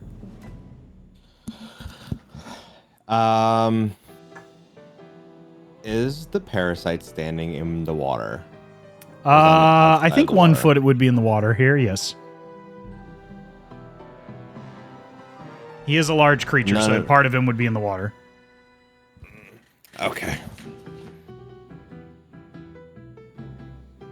This outer lip, before you get to these stairs here, is only about 4 or 5 foot wide at the most. So yeah, one of his legs would definitely be sitting in the water. Well, I wanted to use Jolt, but I'm afraid that I'm going to shock the other person that's in the water, so I'm not going to do that. What's the range on Jolt? 30 feet. 30 feet. And are there any stipulations for Jolt as far as an area of effect? No, so I guess not. I just, how I just assume with water, how electric works in water. I would say in this instance, if it's not explicit about it, I would allow it without, if you're worried about hurting your companions or the midwife. All right. Okay, then I will move where I just moved for my 30 feet, and then I will cast Jolts on the parasite. Okay. I would say in this instance, because he has 1 foot in the water, I'll go ahead and give you, I wouldn't say it's full advantage, but I would say you have a bonus to hit. So go ahead and add a +3 in this instance. Oh God, okay. Yeah, we're in there. Okay. Yeah, definitely hits. Go ahead and roll your damage. Nice. I'll take that. All right. A solid strike as you shoot the arcane electricity out at your target as it surges up, doing a bit more damage than you expected in this instance. Definitely as it cries out and this lets more guttural croaks out.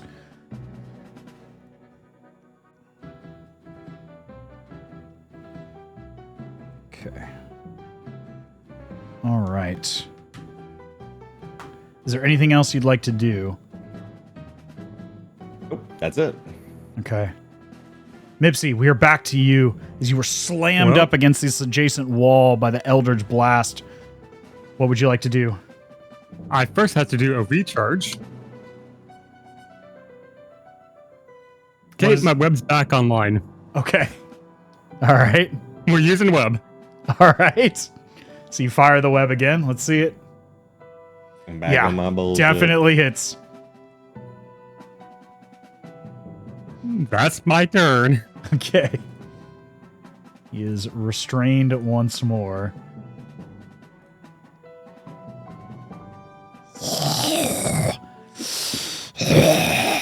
My master hungers. His hunger knows no limits. He hungers. You watch as this eldritch energy again begins to build up in his throat as his maw stretches even wider than before. A different color energy forms, and he is going to cast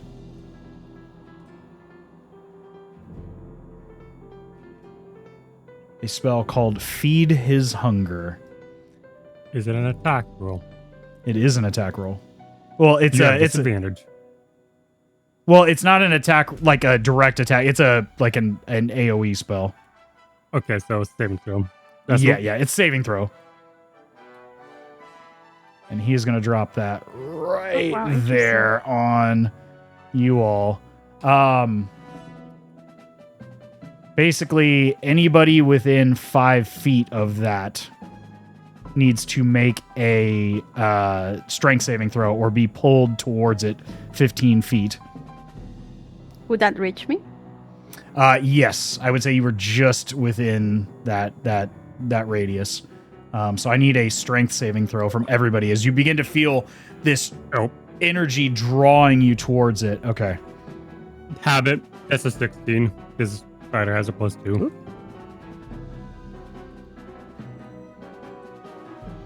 Sorry, I gotta move this out of the way. I'm gonna put this on a different layer so it's not making it so difficult. Change layer. Is there a foreground layer? Yeah, there we go. That's better. Shit. Trying to put By this- Nifty. You can right click on the token and just it goes like move under. Okay, gotcha. Hold on.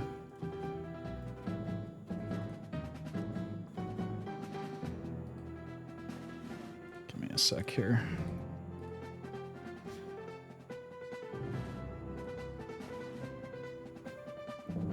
Token. There we go. Whoops. Right click. You said it's move under. Or something along those terms. Bring to the front. Hold up. Let's see. Bring to the front, send to the back. There we go. All right. That's better. Mipsy, you are pulled into this center of this whirling vortex. Axel, With the you're 16? hold on one sec. Oh, you had a 16. Yeah, I'm sorry. 'cause Giant Spider has a +2. I used Got it. normal Okay. character sheet. Let me double check and make sure. I think that saves. Yes. Yeah. Just saves. Yeah, you actually just met it, so. Oh, So you are not pulled in. Axel, you are pulled in. And Mirage, you are pulled in. Can I try to grab myself to the pillar? Well, that's what the strength save was for. Okay. To try to grab on and keep yourself from being pulled into the vortex. You feel the energy drawing you in like a hungry maw trying to envelop you into the center of this vortex, this swirling maelstrom in the center of this pool. You also watch as Beatrice, the midwife, is being sucked in. She has to make the save as well. Surprisingly, holding on. She rolled a 6. Even with disadvantage, she rolled a 16 and a 17, so she just saves as well. As she clutches She on. also has a way to get that D4 in case she needs it. Oh, thank you for reminding me. Yes, you'll have to remind me on that. But you watch as she clutches the egg with one hand, and her sticky hand grasps onto the slick stone, almost like a suction cup, holding herself in place. She rolled really well, even with disadvantage. She rolled a 16 and a 17. But with that, yeah, Vararo is going to remain where he is at. Mirage, I need you to make a Constitution saving throw, please.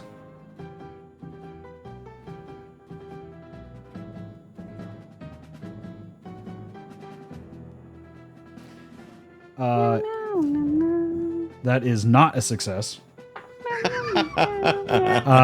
You take 3 points of cold damage as you are almost, you feel like your energy is being sucked out of you into the center of this vortex as this hungry drawing force is sucking you into the center of this vortex, and it's like draining your vitality.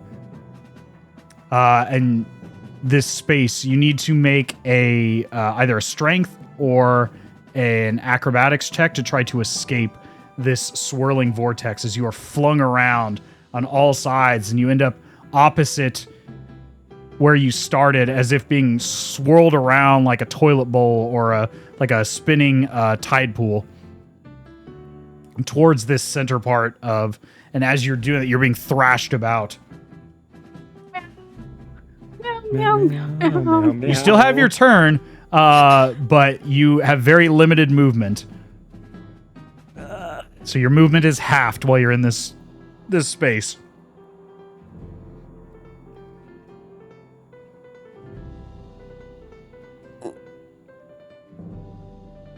But you can still make attacks, but they'll be a bit more difficult. She has advantage because of the restrained. Oh, right. So that would counteract it. So it'd just be a normal roll then.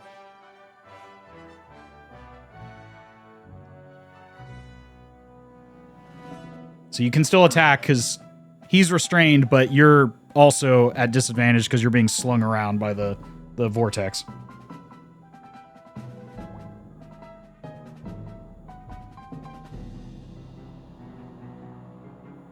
And technically, if you wanted to, you could use If I use the steady aim. You could certainly do that. That would give you advantage again, because your disadvantage is offset by the restraint of the webbing.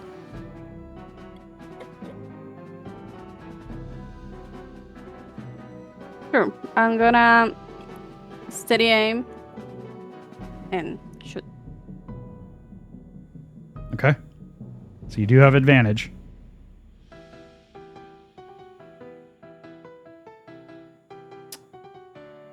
That definitely hits. Go ahead and roll your damage.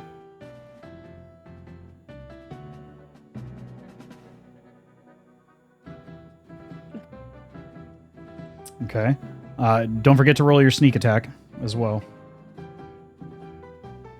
Okay. So that is 14 total. All right. A solid strike, even though you're being thrashed about by this tide pool. You still manage to strike true. I'm going to go ahead and roll his Constitution saving throw on the table. He needs to get at least a 10. He has a +2, so he needs to get an 8 up.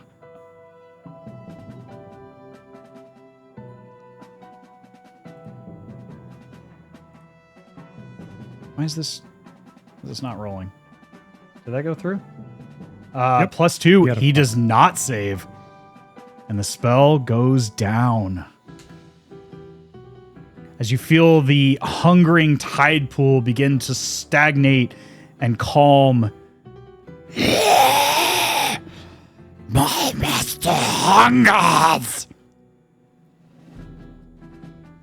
But Mirage, you and Axel are no longer in the feed the hunger. Hooray. Hooray! Axel, we are on to you. You are not being thrashed about. And you do not have to make the saving throw because you are no longer in the area of effect. Fantastic. It jolt her ass again. Okay. At advantage. Yeah, you do have advantage because he is restrained. Okay. That definitely hits. I'm just gonna take the shot just in case it crits, but I doubt it. Okay. Okay. All right. And again, you feel the energy of this damage suffuse through this creature. He is bloodied.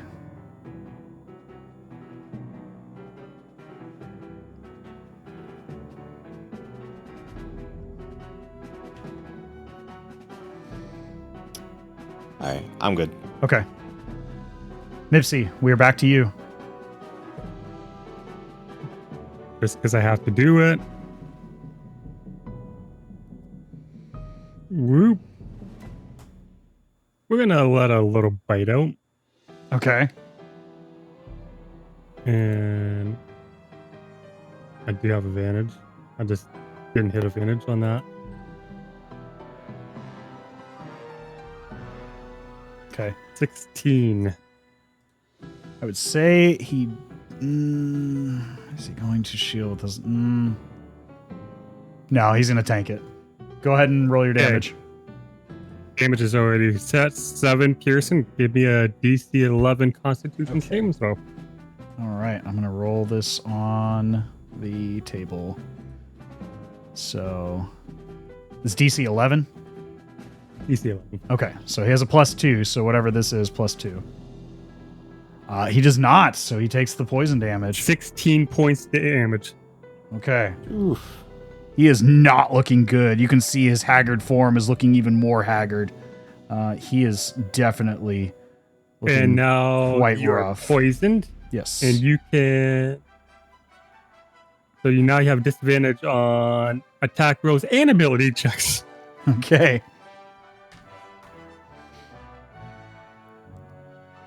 And that's my turn. All right.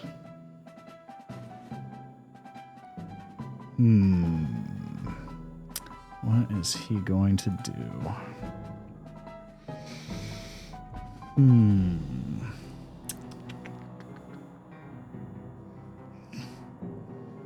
I have an idea. He turns to you, Mipsy, in your spider form. You will feed them to my master. You will feed them. I need you to make a wisdom saving throw, Mipsy. DC 15. I can do that. You do not succumb to the suggestion. Damn it. Unfortunate. Oh, let's see. What is he going to do? He can't get out of that. Yeah, he's got to stay there. Shit, I keep closing that, by the way. That's annoying. Yeah, he's got nothing left in the tank. Mirage, we are on to you. He is still restrained, and his suggestion failed. Sure. Can I move here? Do I, like, is this, like, rough terrain because it's water? I mean, you would have half movement because you're moving through water, but, I mean, to get that far, you wouldn't need to worry about it. You would still have 15 feet. Okay. I mean, you are flanking now, so you have advantage on melee attacks, not on ranged attacks. Yeah, so I get close and I'm gonna try. Oh, give me 1 second. I mean, you already had advantage because of being restrained. So That's true. That's Yeah. true. I'm gonna attack with the dagger. Okay.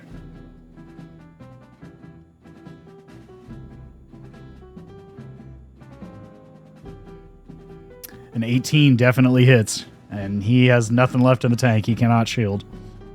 So go ahead and roll your damage. Oh wait, was that? Why was it there so many dice? Why? Because you rolled your sneak attack as well. Oh, you rolled. So my it's the sneak. piercing Okay. damage plus your sneak attack. Mirage, how do you want to do this? Yeah.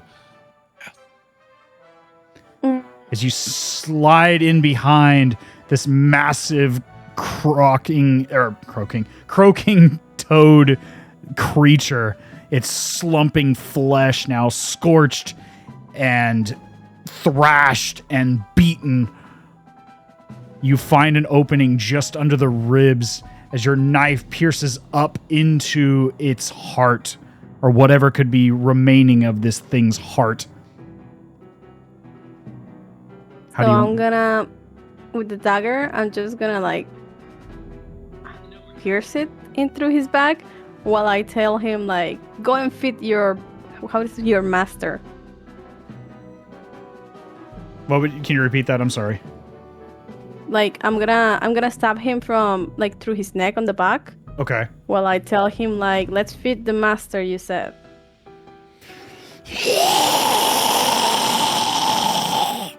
It lets out this horrendously vile upchuck of debris as the blade sinks into the spine and down into what remains of whatever could be called a heart, the core of this creature's being.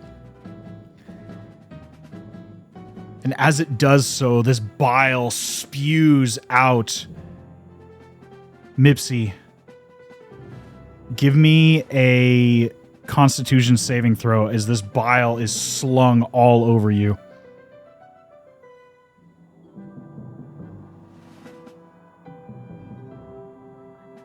Okay. Mipsy, you gain 1 point. I will explain that later. Privately. Cool. But nevertheless, the remainder of this creature's form slumps down and falls into the pool as it begins to slowly float into the deepest part of this empty hatchery pool.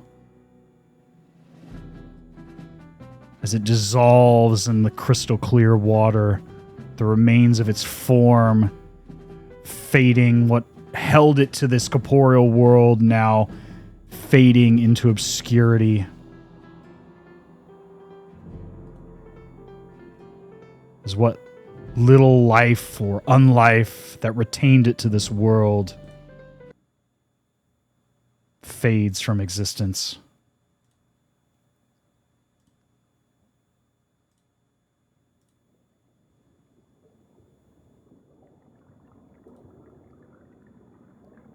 And what remains of this abomination, this horrible creature, is no more.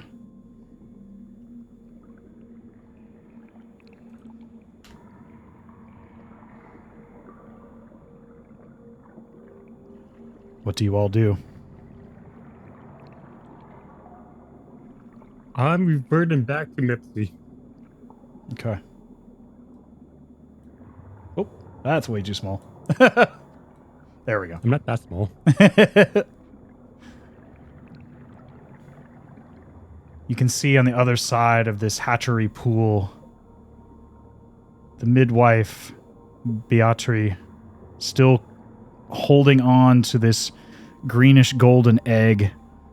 She tries to pull herself up out of the water, but she is extremely weak.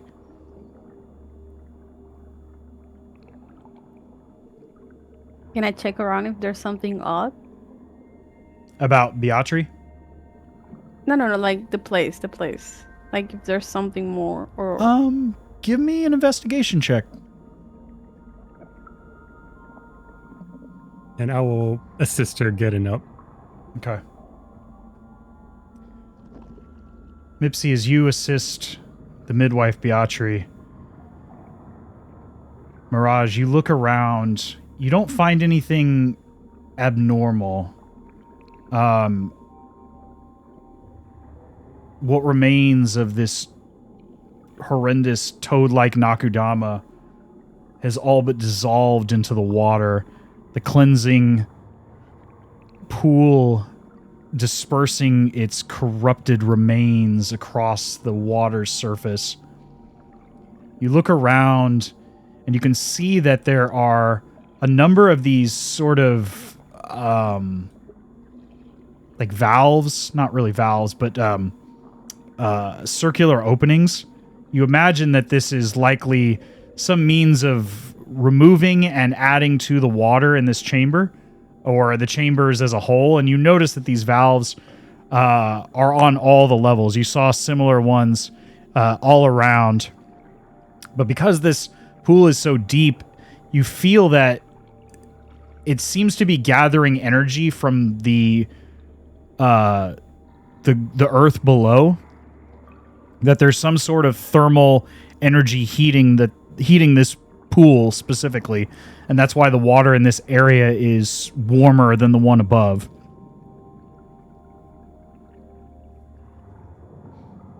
And that's what you gather with that investigation. Axel, as you attempt to assist Beatri, how do you go about this? Or just say Axel. I said That was me. Mipsy. I'm sorry, Mipsy. I Well, can help if you need me. reach out a hand and see if I can like pull her out. Thank you. Thank you for dispersing that evil spirit, Vararo. We thought Is you there long anything gone.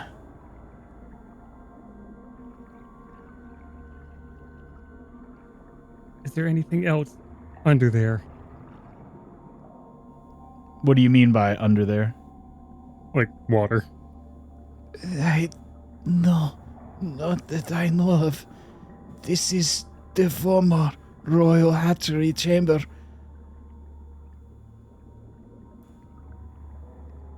I'll It is- cast a cure wounds on her Okay. at second level. Okay. Okay. That definitely helps quite a bit as you see her damaged flesh on her back, or you see the same sort of scorch marks that you sustained and that Mirage had sustained from the eldritch blasts of this toad-like creature seem to recede and disappear as she manages to stand on her own 2 feet. Still not much taller than you are, Mipsy. A bit wider than you are and a bit more hunched over from age, but she seems capable of standing on her own weight at this point with the healing. Thank you so much. I am Beatri of the Nakodama, the midwives that we travel. We came to this place to try to restore the glory of this hatchery, that others may come and enjoy of its healing properties, and that one day it might be used once again as it is intent. But what we found was that evil had sustained itself here over centuries. The parasite known as Vararo. We thought him long gone. He was the warlock to the former emperor. The Black Emperor of the Nakodama Empire. The greatest evil of our people. The worst of our kind.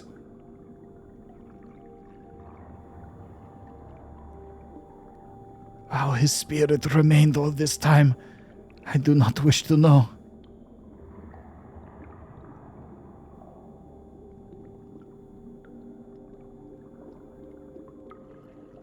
But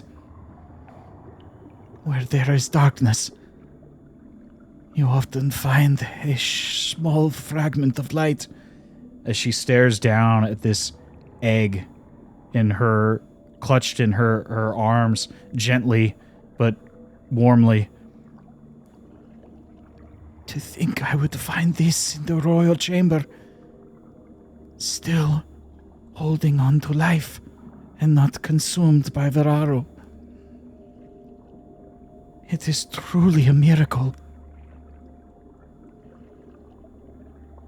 An egg of royal birth.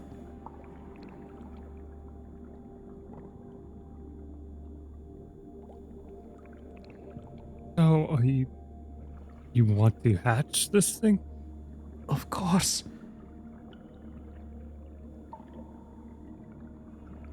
And Go ahead. is it safe to hatch it here? No, I would not leave it here, lest whatever evil spirits remained were to find it. It is truly a blessing, if this is indeed of the line of the Royal Empress. We must protect it at all cost. It is of the direct line of our people, of the Royal Nakodama Empire.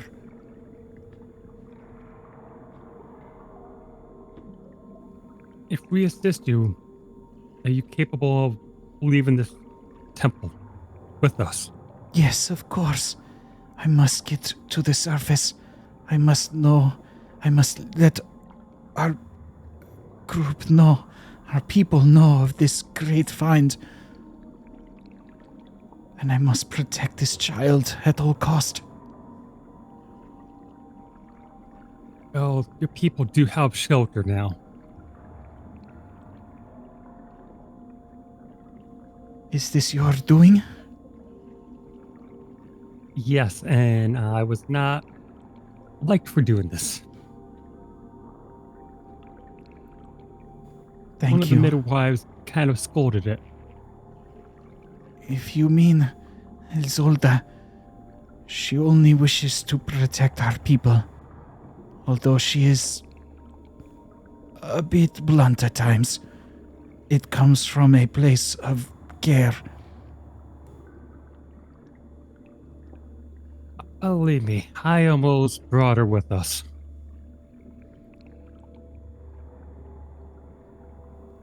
Either way, we must leave this place.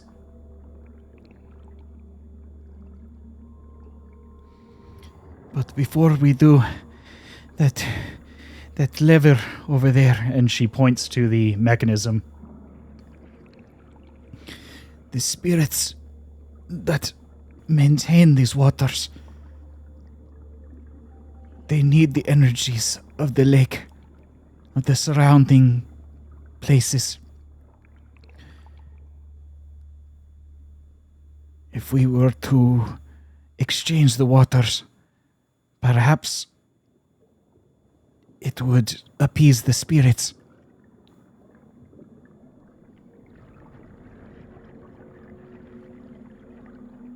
I will head towards her.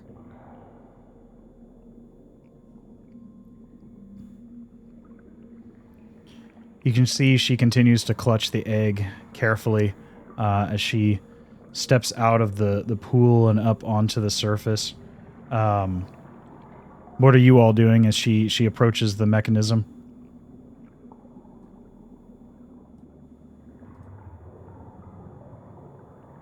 I'm just following a nerd just to make sure she's safe.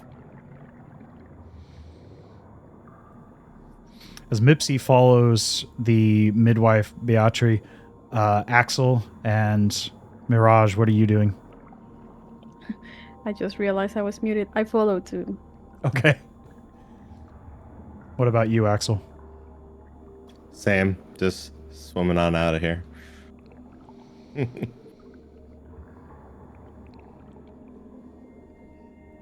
Okay. Might I have your assistance in pulling this lever? I feel better than I did, but my body is not of the strength it once was. Should we exchange the Sure. waters in these chambers? The spirits will be rejuvenated. Yeah, I'll help her. Yep. Okay.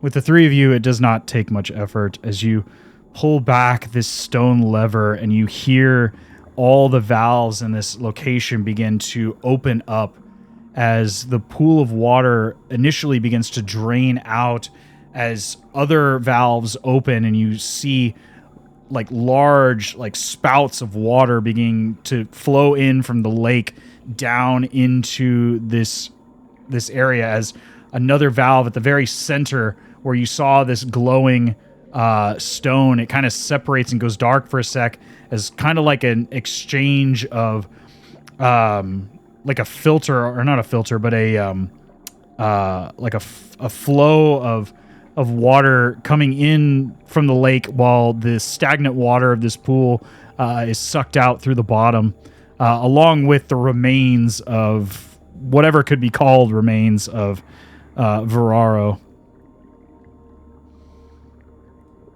The dissolved rags and darkened pool is sucked out through the bottom. And you can hear all around the ziggurat, you can hear the sound of stone moving and water flowing again, all around these spaces, just in different directions as water flows in and out of the ziggurat in the Temple of Shum. I never thought I'd see the day that the temple would once again flow as it did hundreds of years ago. I've heard many stories from the older midwives, passed down generations and generations of this place. I pray that one day we will see it restored again. That our people may use it once more to usher in new generations of...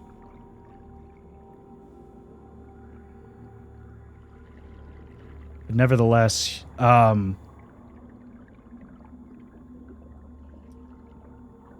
Mirage, you don't really sense anything. Axel, you get this vague sense of this soft, rejuvenating feeling in this space. Mipsy, as an entity well tied to the earth and the natural energies, you feel it especially in this area. The flow of energy that was once stagnant and almost completely lifeless and dead, seeming to flow inward and outward once again, like the flow of energy and life of all things in the area. You sense that once again in this space.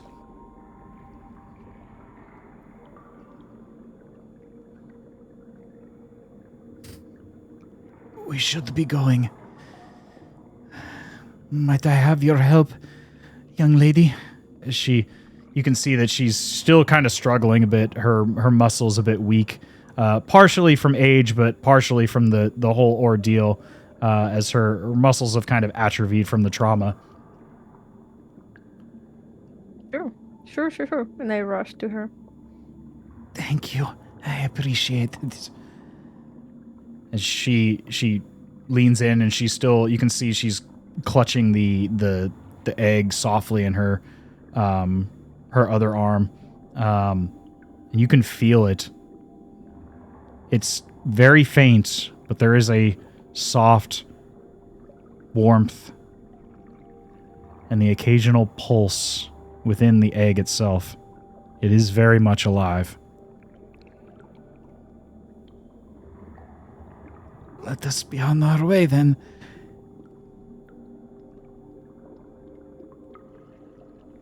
As with your help, she begins to make her way up the spiraling steps.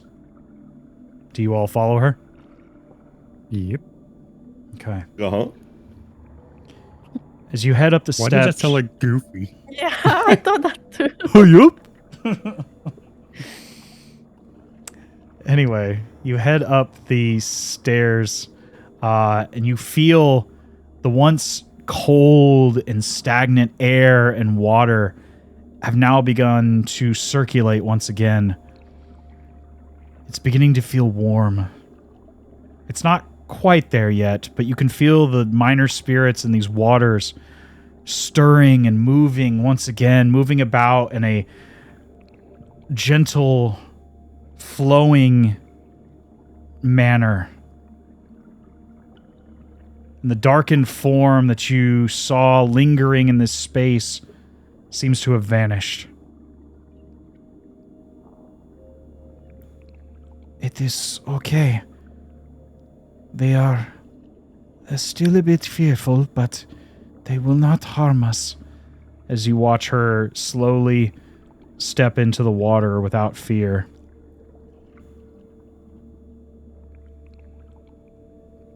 Come. We must continue.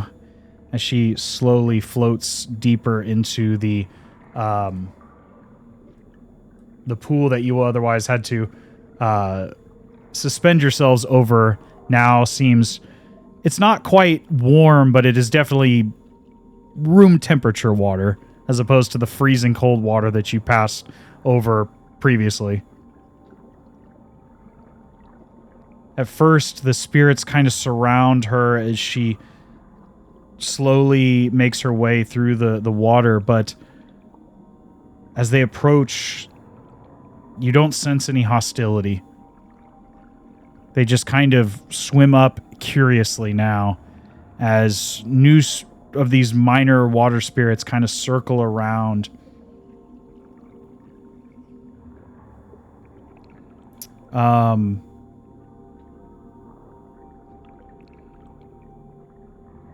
Axel and Mipsy, go ahead and give me a nature check, if you don't mind.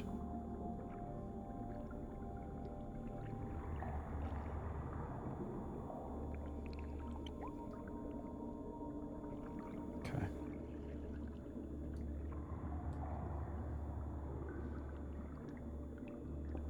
Axel, from your point of view, this sort of reminds you ever so vaguely of the night you saw that troupe of performers. How they sort of just appeared out of nowhere. As if drawn to the festival you were going to. As if drawn to the sense of hope and happiness in that space. The same, it is ever so faint here, but that same sort of energy drawing these spirits to this space is the same sort of flow of energy from the spiritual world into the physical world. And Mipsy, from your perspective, it is the same sort of flow of energy to and from, never halting entirely, never stagnating, just a gentle, continuous flow of energy, as if these minor spirits were sort of just an outward appearance of that flow of energy from one place to another, to and from, back and forth. Life and death. Continuation from one point to another, from one form to a new form. And it's reassuring. Especially compared to the feeling you got from this space not but a short while ago. Do you follow the midwife through the water? Sure. It's definitely not ice cold like it was before. As I stated, the water is sort of lukewarm at best. Room temperature, if you will. And you feel the rush of these little minor spirits kind of crowding around you. And you feel they're kind of drawing on your natural body heat. But not in a malicious or antagonistic way. They're just almost curious. For the first time in centuries, there is a natural flow of energy in this place again.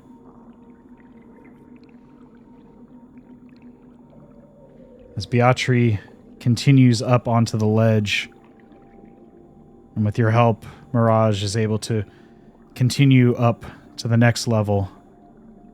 And now here you can see what you didn't see before were similar, those little stones embedded in the base of these pools, in the plaster walls and the stone, have begun to glow again in what was once a very dark, dim, unwelcoming place is now beginning to surround itself with light once again, as the flow of water over these stones seems to be some sort of means of rejuvenating the fluorescent glow they emanate. As you can all see fairly clearly this space now, the separate little pocket areas of the hatchery, this primary space beginning to rejuvenate once more.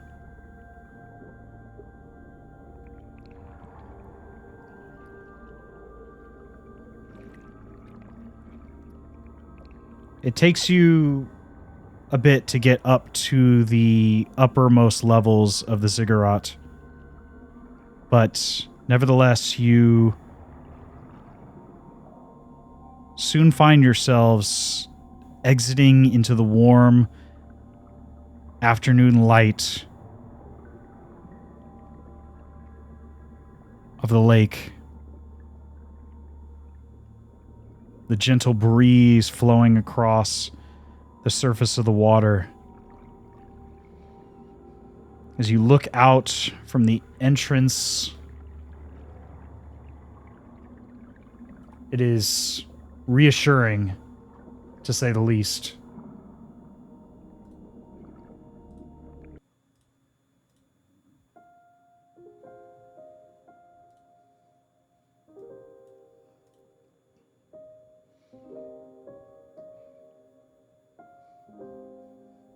On the surface, or the shore of the lake, you can see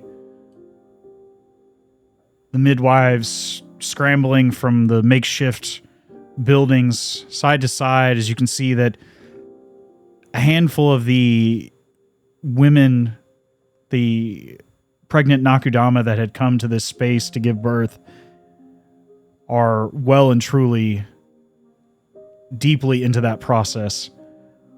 But despite the rushed and frantic nature, you can sense this a positive energy around this space. As just like deep below in the ziggurat, life flowed in and out. New life was flowing into this space along the shore.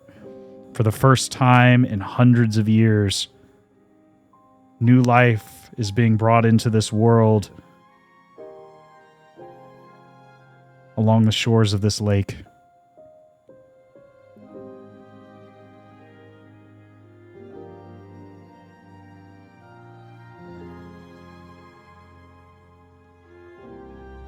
Thank you. Thank God.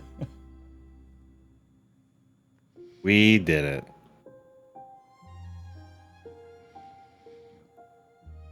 Thank you all very much. On the shore, you can see one of the larger Nakudama there. The one you recognize, the one that had scolded you for this whole ordeal, has turned and looked at a crowd of people now exiting the mouth of the Temple of Shum. As she turns and looks at you and sees 4 individuals instead of 3, you watch as she falls to her knees. And it's hard to see from this distance, but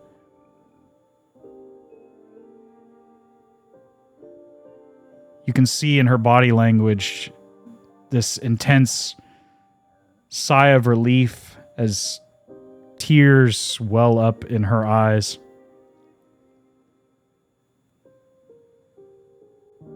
As the sun begins to set on the western horizon,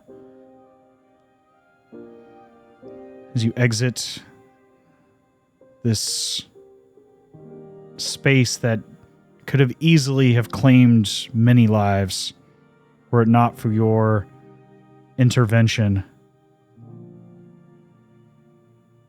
potentially could be a source of new life moving forward.